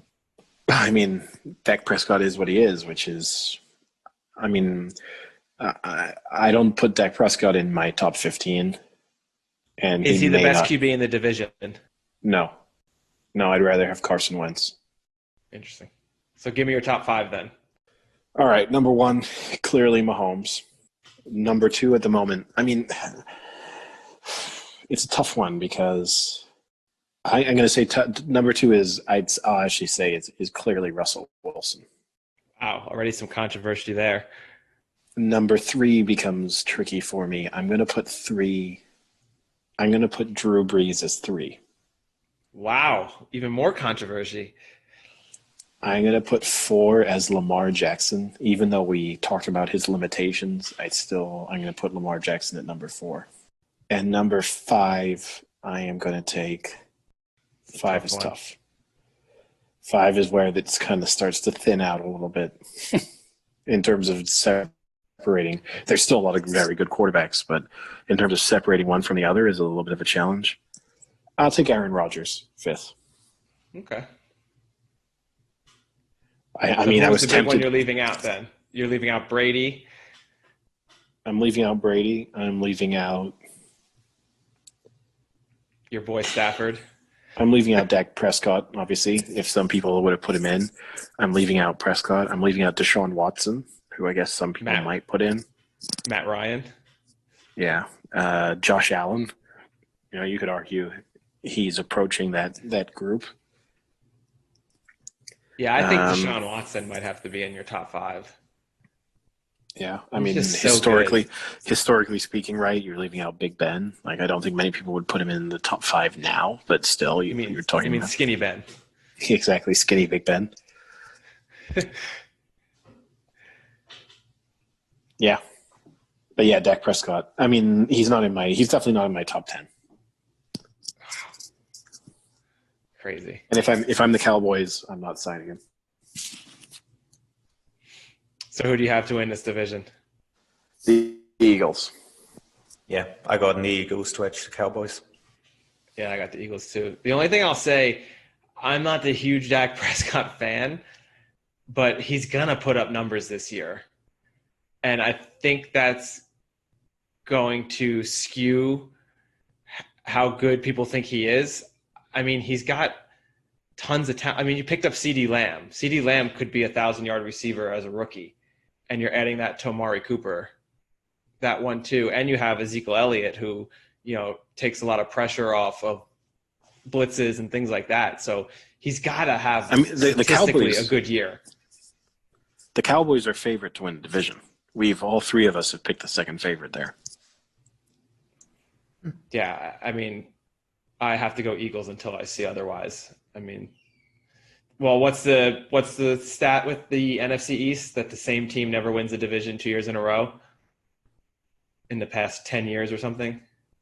I mean, the thing with the Eagles, right, is last year they were so inconsistent. Even within games, they were inconsistent. They'd have moments where you saw the team that they, kind of had been in recent years at their best, which was this like terrifying offensive machine. And they had moments where you saw it, but then they would just have 5 or 6 minutes within a game where they played like absolute idiots, and they just would give a game away, or they would just completely not show up for games that you would have thought would have been relatively straightforward wins, and they would blow them. So when I pick the Eagles, I'm not doing so with a lot of confidence, but that's who I'm picking. Did you see, I gotta have to bring it up though, just, being a Giants fan, did you see some of the weird coaching tactics Joe Judge is doing that people are saying is going to get him hated pretty quickly? Well, I saw that he did the thing with taping the tennis balls to their hands to stop them from holding. Yeah, he did that. Well, the first thing he did, I saw he was making them run laps too. Yep. So if you mess up, you have to run laps, which apparently in the NFL is an easy way to get the mutiny going on you, because professionals do not want to be reprimanded and scolded and be forced to run laps. He also did the thing that is very Belichick and also very annoying, that before he was practicing with the team, he wouldn't name anyone by name. So they were like, oh, Saquon Barkley, you're expecting him to have, a huge year. You've got a really talented person. And he's like, I really don't know what anyone's going to do until we get on the field. I don't know what our running back is going to do. Like, he wouldn't say Saquon or anyone, not even like Daniel Jones, which is just annoying. I hate that stupid mentality. And then he also apparently was doing like Oklahoma drills, which are basically outlawed now. But he was doing like as close as you can do to an Oklahoma drill and having people just run full speed at each other as you can without it being illegal. And supposedly the first day they did it, one of the cornerbacks was knocked out for 5 minutes on the floor, and it ended up being he had hurt his shoulder or something like that, and he was fine. But yeah, he's got some weird tactics to him that apparently aren't very encouraging. Well, the thing I'd seen was that the running laps thing, Belichick does that too. Yep. And I think that's the issue, right? Is that, and so far the Belichick coaching tree has not exactly been great. I mean, the only two, I guess, at the moment you would say have a chance of kind of maybe being very good are Flores with the Dolphins and Rabel with the Titans. Like, those are the only two so far who look like good hires. But I think a lot of the times the issue is that people think there's stuff that Bill Belichick does that you can get away with if you're not Bill Belichick, and that you have to try and apply the same things that work really well for him. And he's just he has such a unique character that he's able to approach things in a different way. And B, he has a pedigree and a history behind him that means that players are more receptive to these things than they will be for some guy who's coming in on day one in his first head coaching job as a former special teams coach and who's turning up and telling them to run laps. And they think, like, who is this guy? History would tell us, as a new Giants head coach, you're not going to be here 10 months from now. Yeah. So I'm not going to run laps for you. Well, the other great thing is he's making the coaches run laps as well. So if the player messes up and it has something to do with the coach being slightly responsible for the mess up, the coach has to run a lap as well. And there's a great quote by one of the coaches that, if you read between the lines, the coach is basically saying, this is not fucking going well. I don't like this. So that not only are you losing your team's respect, you're also losing your assistant coach respect. Well, I mean, I guess the only good news there, right, is that Freddie Kitchens is a Giants coach now, which was probably a reflection of how terribly run the Giants are. But I guess if Freddie Kitchens is running laps, maybe we're going to see a different corpse on the sidelines this year. Well, we're not. Kitchen stopped running laps since his first day at practice. Thing is, he probably doesn't even know how to run a lap, and I don't mean that as a representation of his physique. I just mean that he probably doesn't even understand what the concept is, so it's probably just not worth explaining it to him. All right, let's move on from the. Let's go NFC North. So I think this the toughest division to win or pick a winner. So you've got the Lions, the Packers, the Vikings, and the Bears. So can we all agree to eliminate the Bears? No. No? No, I'm not eliminating them. I don't think they'll win the division, but I wouldn't say that they're eliminated. I think you're right. This is the toughest. From a betting perspective, right, the Lions are the fourth favorites to win when they're the outsiders of the division, but they are only 9-2 to win the division. I mean, the assumption is that the Vikings are favorites, I'm guessing. The Vikings are favorites, yeah. So I think the Lions win this division. You've got Stafford. Wow. He's got a good line. He's got a good line. They have a decent offense. They'll put up points. And so the Lions are my pick to win this division. I think you've got Matthew Stafford, who's still playing at a high level. He's got good weapons. They can score points. And Patricia has basically retooled this defense. Since he's come in, most of the starters have changed. I just think this is the year for the Lions that Patricia has his team. He's built his team finally, and it's going to be either, okay, you've built it and look, it's successful. Great job. Let's, make a run for it. Or we've given you everything you've wanted and this team still sucks. You're gone. And I kind of lean towards the fact that I think it's going to be a successful team. Listen, they were what?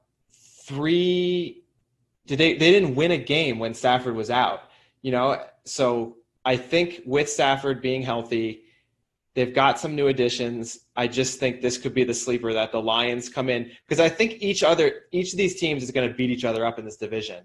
So I think 10-6 could win this division. I don't think you're going to see the Packers go. Would they go again last year? 13-3? I don't think that's going to happen. I don't think they're going to escape this division without a few losses. So I just think it's going to be really tight. It's going to come down to the end, and I think the Lions are just going to edge out the Packers and the Vikings. Yeah, I mean, I couldn't disagree with you more on your assessment of the Lions, but I think it's going to be a tight division. I think the Lions will end up finishing bottom of the division, and I think the Vikings will win the division. Coming from Matthew Stafford's number one fan? I do like Matthew Stafford. I don't know if I would have spoken about him quite as glowingly as you just did. So I think that should be a warning sign for you. If I'm considering hopping off the Matthew Stafford train and you're suddenly considering hopping on it, that might not be a good move. But But I think that, and I don't think the Lions are going to be terrible. I just don't think. I think they're kind of going to be what they've been in recent years, and I think the Vikings. I think the Vikings are going to be pretty good, and I think they'll win the division. I would like to say the Packers win it just because I think Aaron Rodgers at some point is going to have that return to being like he's going to have that year where he reminds everyone how good he is. I think that's going to happen. But the Packers just look like they have so many problems internally, of which Aaron Rodgers is normally at the heart of those. But it's hard to pick them to win the division. But I think I'm just going to go with the Vikings. Yeah, I'll go Vikings as well. Like what you were saying about the Packers, so most sports commentators seem to be of the opinion that they overachieved last year, and they actually in the division beat the Vikings twice. And I think that the Vikings will be a stronger team next year. So if you reverse that, the 13-3 that the Packers were suddenly becomes 11-5. And yeah, I just see the Vikings winning it. I think they look a pretty strong unit as well for next year. But yeah, I see the Vikings winning it. Yeah, I think the Vikings are a really good team. I mean, you lose Stephon Diggs, but then they picked up Jefferson from LSU, so he's going to basically instantly replace him. They're very, very similar types of receivers. And Dalvin Cook is just a savage. I mean, he had that year where he tore his ACL and kind of people forgot about him a little bit. But, you know, the last year or so, he's just so good. But I don't know. I don't think the Packers – I was one of those people who did not believe the Packers were a good team even at 13-3. I remember every week I would say, this is the week you're going to see the Packers – show who they really are. This is the week you're going to see it. This is the week. I mean, they finally did in that playoff game, but they lasted a lot longer and won a lot more games than I thought they were, and I just think they overachieved. Well, here's a real question. Back down. Frank, did they show who they were in that playoff game, or did the Niners show who they were? I mean, I think it's a combination of both. I mean, what was the Niners' record last year? Oh, 12-4, probably. Yeah, I mean, you're looking at a 12-4 team and a 13-3 well, actually, no. team. The Niners had home field against the Packers, right? So they must have been. If the Packers were 13-3, they must have been at least 13-3. 13-3. So out of two 13-3 teams, I think the Niners were a legitimate 13-3 versus the Packers were more like a 10-6 team who somehow got to 13 wins. So I don't see them being 13-3 this year, and I just think it's such a tough division that you could see someone like the Lions squeak by. Because, like I said, I think everyone's just going to beat up on everyone in that division. So from there... Well, we didn't really talk about the big news of that division, though. Because you have a quarterback making headlines. Oh, you are right. We have the COVID denier himself, Kirk Cousins. See, that's where I feel bad for him because if you really look at the quote, I'm not sure he wasn't really denying. No, I don't think you can say. All right, I'll read the quote. Yeah, I remember it being quite brutal. He's on either a podcast or a radio show or something like that. Cousins was asked to rate his level of concern over contracting the virus on a 1 to 10 scale, with 1 being the person who says, masks are really stupid, you're all a bunch of lemmings, and 10 being, I'm not leaving my master bathroom for the next 10 years. Cousins then replied, I'm not going to call anyone stupid, for the trouble would get me in, but I'm at about point, and I don't want to get this wrong, 0.00001%. So I think that's a little bit of a COVID denier. He then goes on to say, for me personally, just talking no one else can get the virus, what is your concern if you would get it? I would say I'm going to go about my daily life. If I'm going to get it, I'm going to ride it out. I'm going to let nature do its course, survival of the fittest kind of approach. And let's just say if it knocks me out, it knocks me out. I'm going to be okay. Even if I die, I die, I die. I have peace about that. So in a sense, you're right. I think he's kind of saying that, like, if he doesn't have to affect anyone else around him, then yeah, maybe he's just saying he's he can survive it because he's really fit. But the whole like on a 1 to 10 scale, masks are stupid, and him saying he's on a 0.00000001 of that scale, he's kind of saying that there's no point in wearing masks and there's no point in restrictions. So yeah, it's not. It's not a great quote.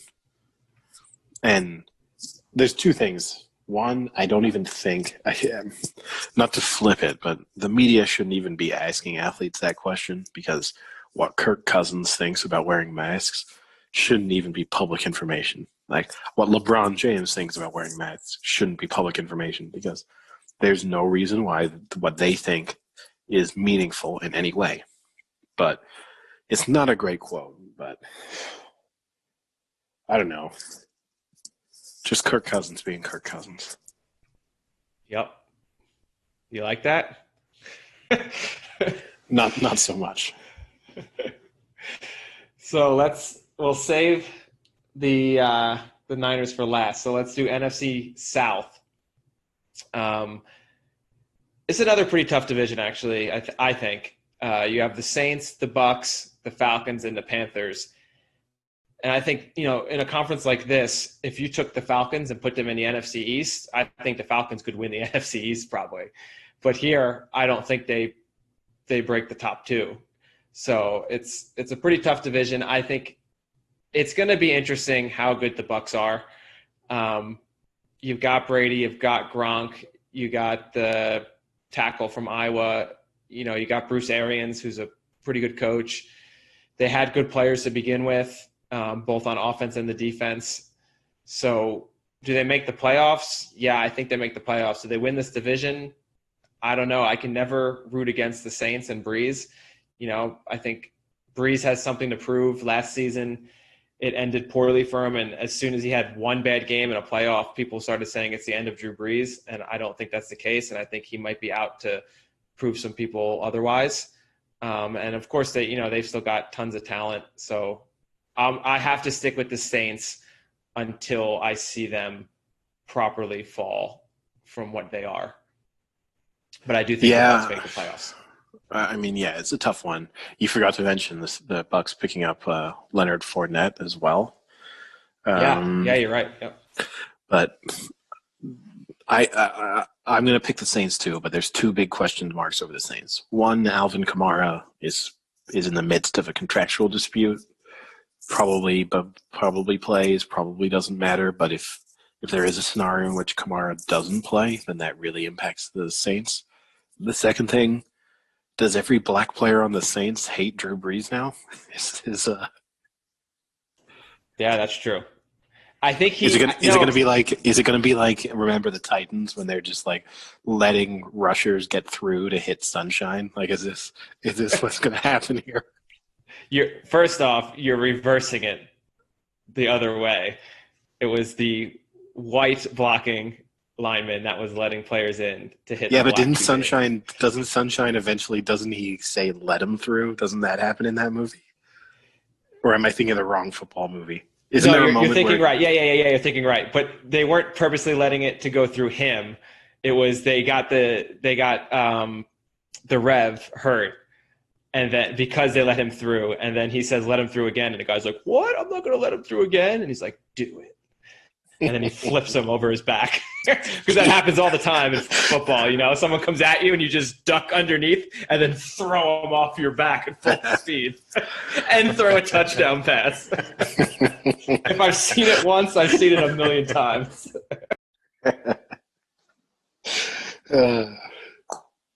That's always one of those things too, because Sunshine's Ryan Gosling, isn't he?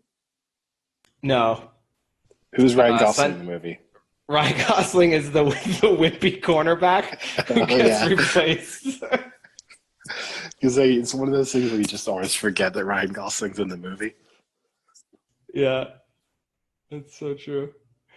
So, yeah, and the other actually thing I just wanted to bring up to me that's so crazy is the Carolina Panthers are now without Cam Newton, Greg Olsen, and Luke Kuechly are all gone. It's just that, to me, that was the Carolina Panthers, right? Like those three were the embodiment. It's just crazy to think that you have a Panthers team with none of them on it anymore. It's like a full reversal. Here's the real question. Can Luke Kuechly remember that he ever was on the Carolina Panthers? Yeah, because he retired early enough. One more year, probably not. No. So we're all in agreement there, huh? Saints, Bucks. Do you think the Bucks will make the playoffs? Yeah. I'm tempted to put a hot take out that the Bucks are terrible. There's part of me that wants to do that Tom Brady is a spent force and that he's not going to look good, that like Gronkowski is going to be awful, and that the Bucks are going to be kind of bad. And I'm leaning closer to them being bad than I am to them being very good. Like if you ask me which is more likely, them going 13-3 or them going like 8-8. Well, not that bad, but like 8-8. And then I'm going 8-8. But again, though, with the extra wild card seed, 8-8 might make the playoffs. Maybe, probably not, but maybe. But yeah, I think the Bucks will make the playoffs. But I think the Saints, assuming all the black players don't hate Drew Brees, I think the Saints are going to be very good. Well, I think that didn't he have like a closed door meeting after he said what he said, and kind of cleared it up, and privately apologized and everything. Yeah, probably. I thought he did. Whether or not they cared about that apology, that's the other issue. True. Yeah. Well, I think one person, Eddie, who is really rooting for your prediction of the Bucks not making the playoffs would be Winston. He would be enthralled to see them do worse. Yeah. Oh, I mean, imagine the scenario.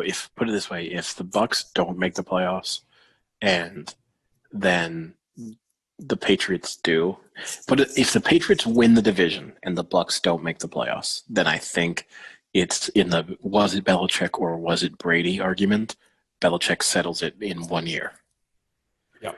I mean, and we've spoken privately about the fact that it's kind of unfair to do this of which one of them will prove that it wasn't them, because Belichick, if he wants to, is going to have longer and have more variations to try and, Brady at best has 3 more years? That's at absolute best.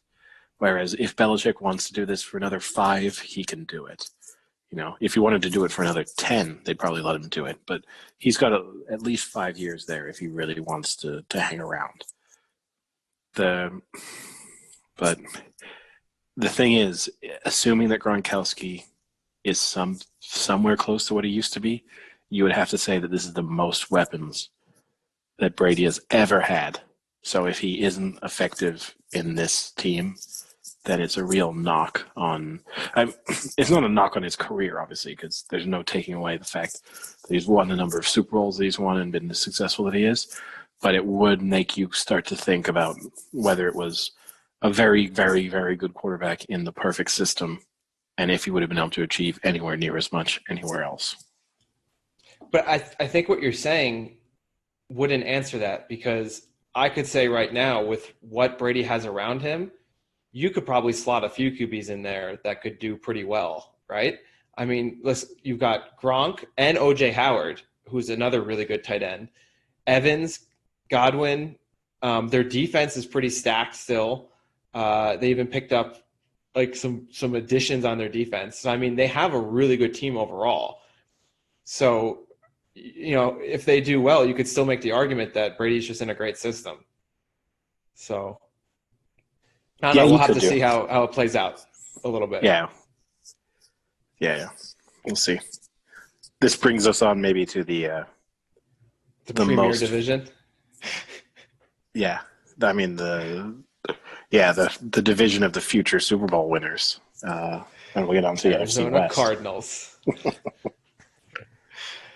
Well, this is one of the odds are going to surprise some people, I think, because The Niners and the Seahawks are joint favorites with a lot of people now to win this division.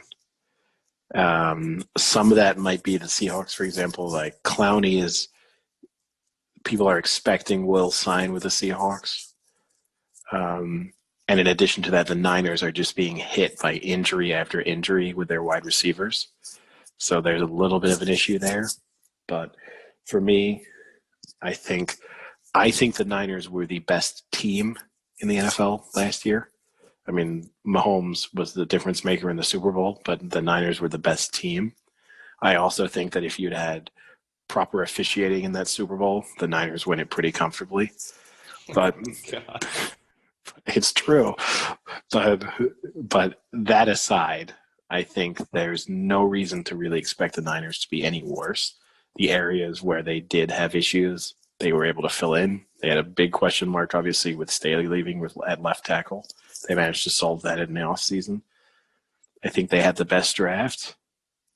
They kind of managed their cap situation pretty well because that was one of the other issues they had coming up. And I think the Niners will be just as good, if not potentially slightly better than they were last year. I'm going to pick them to win the Super Bowl. I'm definitely going to pick them to make the Super Bowl. And I have zero doubts that they're going to win the division. Strong. Well, strong. I can agree on some points with you. I think they're the best team in this division. And they're basically turning over the same team they had last year with a few differences. I mean, maybe DeForest Buckner is their only big loss on the D-line. They lost Emmanuel Sanders, but they replaced him with the ASU receiver, who I think is really good. I watched him play almost every week, and he's a good receiver. I don't think they were the best team last year in the league. I still think the Chiefs were, and the question I have is, did they do enough to now be able to beat the Chiefs? And I don't think they have. I think you have Mahomes, who's just going to get better and better around the exact same team he had last year. I mean, they have another year now with the same team basically, and it's just going to. I'll cut you short, Frank. 50 a game. Frank, I'll cut you short. And this isn't to be one of those people who just blames officiating, because this isn't blaming officiating. This is saying that different sets of officials will have different interpretations.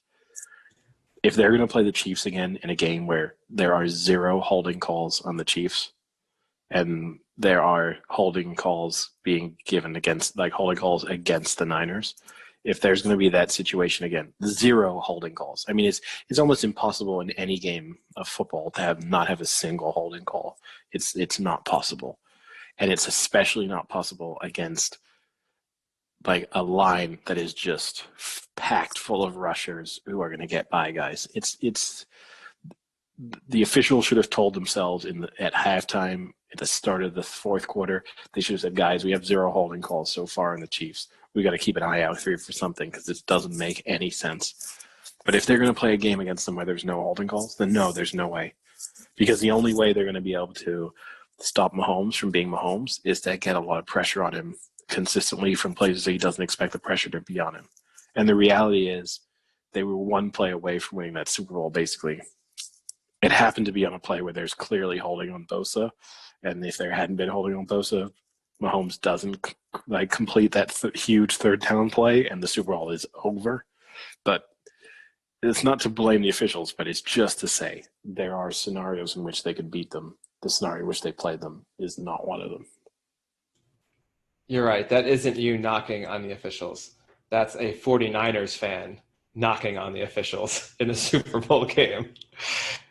I mean, I don't think they can beat the Chiefs, whether you want to blame the officials or not. I don't think they do. And I mean, who's not to say next time the Chiefs just don't start poorly? I mean, they could. I just don't think they've done enough to stick with the Chiefs. Chiefs didn't start poorly in the Super Bowl. Chiefs scored their opening touchdown. Yeah, but then did they score the next one? Yeah, I mean, what qualifies as starting poorly? Being down in the third quarter is starting poorly now. Being down in the fourth quarter, Yeah, because it was basically it was the third quarter when the Niners kind of, and that's not even getting onto that whole. If you really want me to complain about the officials in the Super Bowl, no, I don't, because I don't want to listen to a Niners fan complain. I have to listen to it all the time anyway, so I don't want to listen to it while we're talking on the podcast. The really egregious one was the push off that they called on Kittle. Oh, that was a clear push off. Okay. He almost knocked him out of the stadium. And then, like, they had the week before or whatever when what was that, in the Vikings Saints game, or 2 weeks before, when there was that non-call. Rudolph pushed off, and there was a no call. That one was the wrong call. The Kittle call was the correct one. The Rudolph call was clearly wrong. Okay, but at least I want to get on one thing real quick. I have to stop you with your annoying Niners talk. I think, here's my hot take. I think the Cards finished second in this division. I think they finished ahead of the Seahawks. They had a great offseason. You get DeAndre Hopkins, who you now have Hopkins and Fitzgerald. They got Isaiah Simmons, who I was begging the Giants would have taken, and of course they didn't. David Johnson, I just don't think was happy there, and I think it was just in a bad situation. So I think moving on from that isn't really going to hurt them.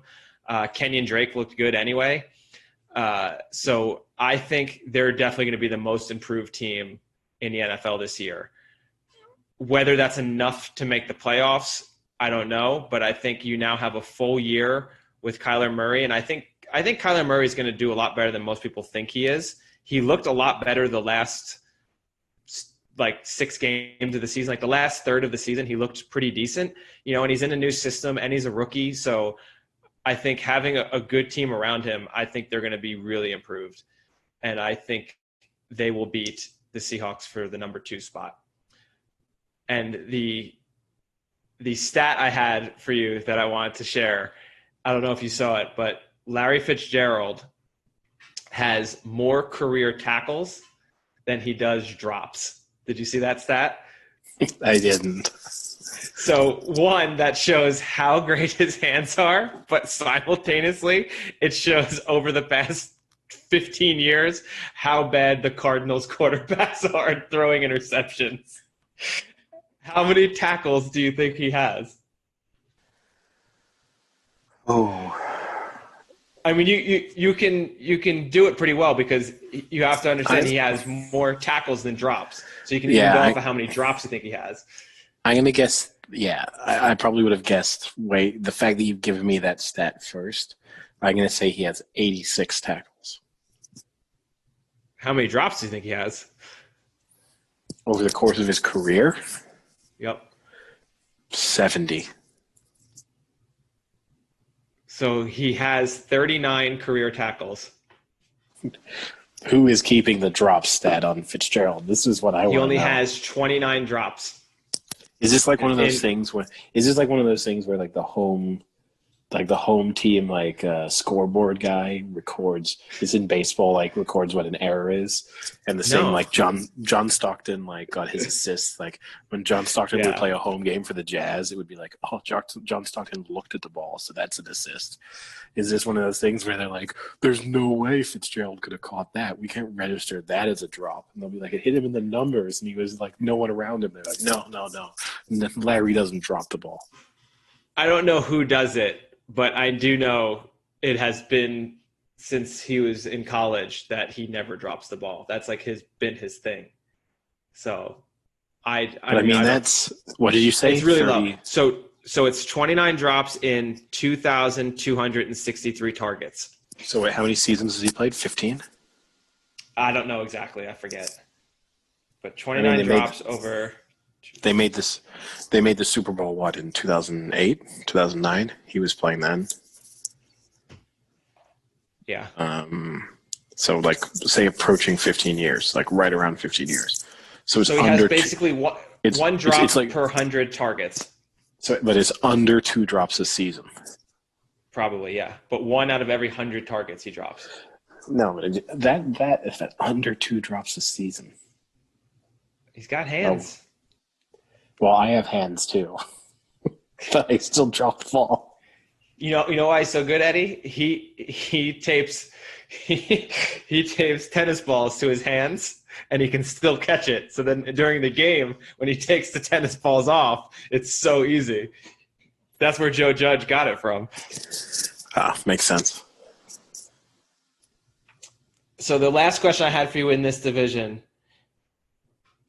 are we going to see the decline of the Rams and the mastermind that is, what's his face? McAfee. Sean McVay. McVay. Sorry. McAfee. Why did I say McAfee? McVay. Names are tough. Yeah. I mean, I always thought Sean McVay was a little bit overrated. The initial reaction to like crown him as the next genius. And it's going to sound bad, right? Because you're just going to accuse me of being another Niners fan. But I do think that when you look at the Niners, there's more coaching influence there and more adaptability and more variation. You know, it's much more unique in the approach that they take. I think the Rams will be decent. I don't think they're going to be awful. I don't think any team in this division is going to be awful. I think the Cardinals are going to be the worst team in the division, but I think they're still going to be good. So I have the Rams as being last in this division. And you're right. I mean, it could still be a decent last place team, but I think you're sorry. I think the honeymoon is over with that team. Yeah, I mean, in a way, this is the only reason why picking – because, I mean, obviously I think the Niners are really good, but the only reason why picking a winner in this division is even more challenging is because genuinely I think any of these teams could beat each other if the best version of one of them turns up and the other one is a little bit, below par on that day. Like, I mean, the Niners are opening the season against the Cardinals, and the Niners are I was surprised to look at the odds and see how heavy favorites the Niners are against the Cardinals. And – it's obviously, I mean, the Cardinals beat the Niners once last year, I think. Didn't they? But either way, or no, they came close. And then they came close, I think. And the Niners came back from 16 down or whatever. But the Niners, like, it's not inconceivable that the Niners lose to the Cardinals. And so that to me is the challenging thing is you could lose 3 or 4 divisional games without being that bad and without playing that badly. Who's your pick then, Sam? It sounds a bit simple now, but basically I just had the Niners over the Seahawks. Those are the top 2. Well, Sam, that means you and I have agreed on every divisional pick. Yeah. and we have 2 divisions where we disagree with Frank. Pretty strongly, right? If I remember. So what were the ones? Well, you were saying the Cardinals, and then the other one was... No, I think the Niners win the division. Yeah, he thinks the Cardinals don't finish. The Lions, right? Finish second. There's the Lions, that was it. Yeah, NFC North, we disagree, where you have the Lions and we have the Vikings, and AFC South, you have the Texans and we have the Colts. There you go. Yeah. I would say I would take the Texans or the Titans over the Colts. That's how little I favor the Colts. That's cool, but you can't pick 2 teams in a 4-team division. No, I'm just saying I would have the Colts third before I'd have them first. Okay, that's fine. But if they finish second and the Titans finish first, you don't get to say that you don't get to say that you called it. But you still lose. Yeah, we both lose in that scenario. Or can I change my pick to just laying the Colts? No, you can't just take the field. The field. I'll take 75% of that one. No, I don't need the Jags. You can keep the Jags. Because in that case, I'll just take – there's a few divisions. I mean, like we all picked the Eagles, right, who are second favorites in the division in the NFC East. In that case, I would just take the field versus the Cowboys. All right. I think that's a pretty good breakdown we've given here. So then I guess real quick then, your pick to win the Super Bowl is Niners over Chiefs again? Niners, Bills. Wow, that's a terrible pick. What a shitty Super Bowl that would be. Two of the most bland, boring QBs ever. No, realistically, yeah, I think it's Niners, Chiefs again. And the Chiefs will be the favorites. I think the Niners will win. But as I said in the AFC East preview, I think the Bills are going to be not surprisingly, because obviously a lot of people think they're going to be good and they're favorites for the division, but I think the Bills could make it to the Super Bowl. If I'm able to do a little bit what you're trying to do, and I can throw in a sort of second scenario, then I'm saying Niners Chiefs, but Niners Bills is my second most likely option. I'm going Chiefs over the Saints in the Super Bowl. I'm also tempted to go the Saints, say the Chiefs go undefeated. But that usually goes well with you when you say teams will go undefeated, right? There's obviously a risk with Mahomes being the type of player he is that he misses a game or two. And I think that obviously changes the whole dynamic of that team. So I won't go that far. I don't want to jinx them. So I went Chiefs, Niners again, but I guess as my second, it would have been the Chiefs, Vikings. Who are you picking to win? The Chiefs in both scenarios, I guess. Of Super Bowl variations, I'm going Chiefs, Niners, or Chiefs, Vikings, but the Chiefs win both variations. What a surprise. Sam, the COVID denier, decides to put Kirk Cousins in the Super Bowl. I mean, those are inspiring words like survival of the fittest, right? And what a surprise. Frank, the rabid racist, decides to put Drew Brees in the Super Bowl. Thanks. What a surprise. Eddie chooses the handsome playboy quarterback to go to the Super Bowl. That's right. I looked across all the quarterbacks and I was like, which one of these reminds me the most of myself? And I had to put Jimmy G in the Super Bowl. Which one of these would I most want ripping my belt off at a conference? Jimmy G. Frank, Jimmy G would not have to rip my belt off. Wait, my belt would never be on. I thought the idea was that this was like subtly done, the belt thing. Now you're at like an event where you've just got guys running around ripping people's belts off. Yeah, I'm not sure if Frank understood the idea. But yeah, no, there would be, if I'm ever in a room with Jimmy G, no belt will be on. All right, well, that wraps up our preview. Again, it's not this weekend, but next weekend starts the NFL season. So we can do some of our highlights and our picks for week one next Thursday. And then next week, we're going to drop a top 5 sports movies. So each of us are going to put together a list and we see if we agree on any movies in our top 5 sports movies. Do you think we'll have any in the top 5 together? I do, but I also, before I think of my list, what are we classifying as a sports movie? Okay, so that's a great question, Eddie. Sports has to be a prominent feature of the movie. So there can be other aspects of the movie, but it has to be kind of what the movie revolves around.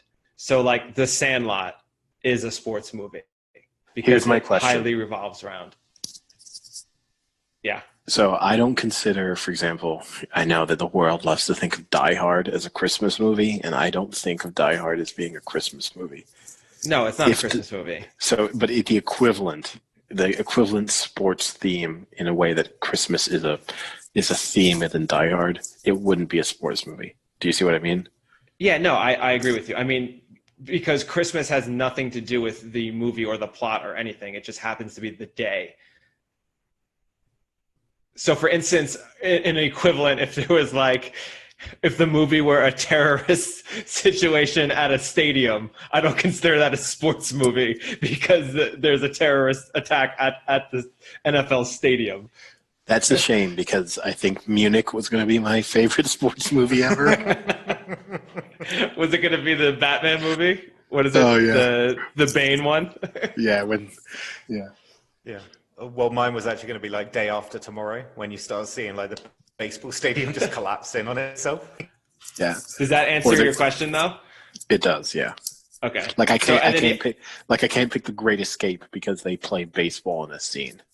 Yeah, no. And then the other thing I think we should clarify is I'm going to make it my top 5 favorite sports movies, which is a little different than maybe what could be the top 5 best sports movies. I want to do best. Okay. I'm going to do favorite. You can do best. Well, it's hard to debate it. If you say my favorite's this, I can't argue with you over your opinion of what you like the most. So I think it's better to do best, because that way we can disagree and it can be based on something more than... Best, but in what sense? Like best as in most entertaining, or best as in like the production value is the best? I don't care about the costumes. But I think if you just argue for whatever reason, you get to present that. Okay. So if you decide that, Mighty Ducks 3 is the greatest sports movie of all time. Oh my God, the third one, Eddie? Are you out of your mind? Oh my God, get out of here. You want to present it, you argue it. Exactly. Whereas if you just said Mighty Ducks 3 is my favorite sports movie of all time because you happened to see it this summer, you got your first kiss or whatever, or someone finally teach you how to blow on your thumb for over 90 seconds, like that's not going to be something I can argue with. If I could blow on my thumb for 90 seconds, I'd be in the Olympics. For what? I'd be holding David Blaine's leg right now. Sam, don't deny Frank his ultimate dream of being in the Special Olympics. The thumb blower. So real quick, the reason I've decided that we should do a top 5 is Eddie's favorite rival, The Ringer, right, Eddie? That's your favorite? I mean, calling them a rival is very generous to us. But Bill Simmons is someone I've had a love-hate relationship with Bill Simmons now for, I guess, nearly 20 years. He's not aware of this fact, although I did get mentioned on his podcast once from a reader email, proudest moment of my life. But that being said, Simmons and The Ringer have a prominent place in the part of my heart where I hate things. So the Ringer they just released the results. They did a teen movie bracket. Did you guys see this? Any of you see that? No. I did not, no. So they put out a bracket of the top 64 movies that were considered teen movies. And this, Eddie, was one where teen movie is debatable for a lot of these. But they basically made 4 categories, and each category was like a quarter of the bracket. So one was adulthood, one was What's Your Damage, which apparently is just all female-driven teen movies. Another one was Teens Are Terrifying, so that was ones that had some sort of like murder, killing, like Scream. They considered one of them. And the other one was high school dramas. So I'm just going to go the Elite 8. And you tell me what your picks would be. So in the high school drama, the 2 finalists were Ferris Bueller's Day Off and The Breakfast Club. I would pick Ferris Bueller's Day Off. Yes, same. Okay. I don't have a strong opinion on them. They're both good movies, but I would pick Ferris Bueller's Day Off. So this was voted on, I think, by like Instagram, Twitter, and just an online poll. You are with the majority. They voted Ferris Bueller to go to the Final Four. In the Teens Are Terrifying group, it was Scream versus, this I think is arguably the toughest one to call a teen movie, Harry Potter and the Goblet of Fire. Okay, that's not a teen movie in any shape or form. I mean, Scream in a way is like barely a teen movie because I don't actually think of them as being teenagers. That's the issue. They're actually in high school. Yeah, you don't think of it. But there's 30-year-olds. Yeah, and there's also like a lot of like adult characters within the movie. And the fact that they're in school is never really a big part of it. But I would Scream. But I mean, the other one's dead on. Yeah, the other one's dead on arrival. Like it's not even. I would vote Scream because I think it's the only one that's a teen movie. I love Harry Potter, but I couldn't vote it. I mean, it's basically as if it's like Beyonce versus me, and the category is like sexiest black woman alive. You know, like. I don't know, Eddie. That category with you in suddenly it makes it a bit tougher. Yeah, I know. You can love me a lot, but I'm probably not winning that one. So you both agreed with the majority, or we all agreed that Scream moved on. The What's Your Damage category, this is a tough one. Mean Girls or Clueless? Mean Girls. I'm going Clueless, but that's not because I think necessarily it's a better movie, but I have to think of like my own personal nostalgia, and Clueless. I have more fond memories of Clueless than I do of Mean Girls. Yeah, I would have to. I love Mean Girls, so I would go Mean Girls. But Clueless is a pretty decent movie, and it's one of the first Paul Rudd movies as well, who probably looks older in that movie than he does now somehow. But the majority of the group went Mean Girls. And then the last side of the bracket this is, I thought, the toughest one out of the Elite Eight. Superbad or Dazed and Confused? Superbad for me. Here's the thing is, in a way, I'm going to say of the whole list you've given, Dazed and Confused is the best teen movie that you've named, where like it's more reflective of the kind of teenage experience. But I'm going to pick Superbad from my personal, which one would I rather watch? Like if you put the TV on right now, which one do I want to watch? I'll pick Superbad, but I think Dazed and Confused is like ultimately the best teen movie on this list. Yeah, this is super tough for me. I love Dazed and Confused. And it's weird because a lot of the people who love Dazed and Confused are, like you have that huge stoner crowd and everything like that. And I mean, that's not me at all. But there's just something about Dazed and Confused that it's just such a good movie.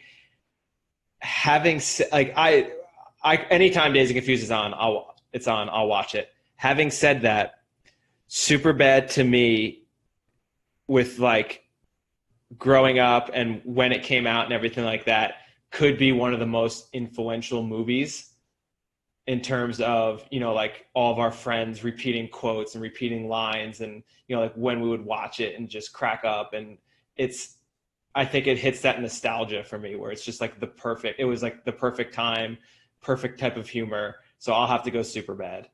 So that leaves, and that's and surprisingly, the majority voted Superbad. So you have Ferris Bueller's Day Off and Scream. I think we can both pick that one. I mean, I'd rather probably watch Scream, but in terms of a teen, yeah, probably. But in terms of a teenage movie, like teen movie, Ferris Bueller's Day Off should obviously be the winner. Yeah. So the majority voted Ferris Bueller's Day Off, and then Superbad versus Mean Girls. Superbad. I'm actually going to flip, even though I didn't vote for Mean Girls in the previous round, I'm going to vote for Mean Girls here. The majority voted Superbad. Also another tough one. Mean Girls is another great teen movie, but Superbad's just too fucking funny. And then Ferris Bueller's Day Off versus Superbad. I'm guessing Ferris Bueller. I'm going to vote Ferris Bueller's. Surprisingly, Superbad was the winner. I mean, I guess the issue here, right, is that most of the people voting on this are probably under 30. So that probably hurts Dazed and Confused. And it probably hurts in a matchup of Superbad versus Ferris Bueller's Day Off. It probably hurts Ferris Bueller, too. Yeah. Yeah. So according kind to of the for that Ringer, reason you touched on, and like we each kind of gave that at different moments too. Even if you think the other movie is better, if a teen movie came out when you were a teen, you're far more likely to relate to it. Like it'd be weird for me now to watch a teen movie and watch this story about 15-year-olds and be like, God, this really speaks to my life. Yeah, I agree. Yeah, that's funny. Yeah, so in honor of the Ringer doing their teen movie bracket, we can do our top 5 best sports movies next episode.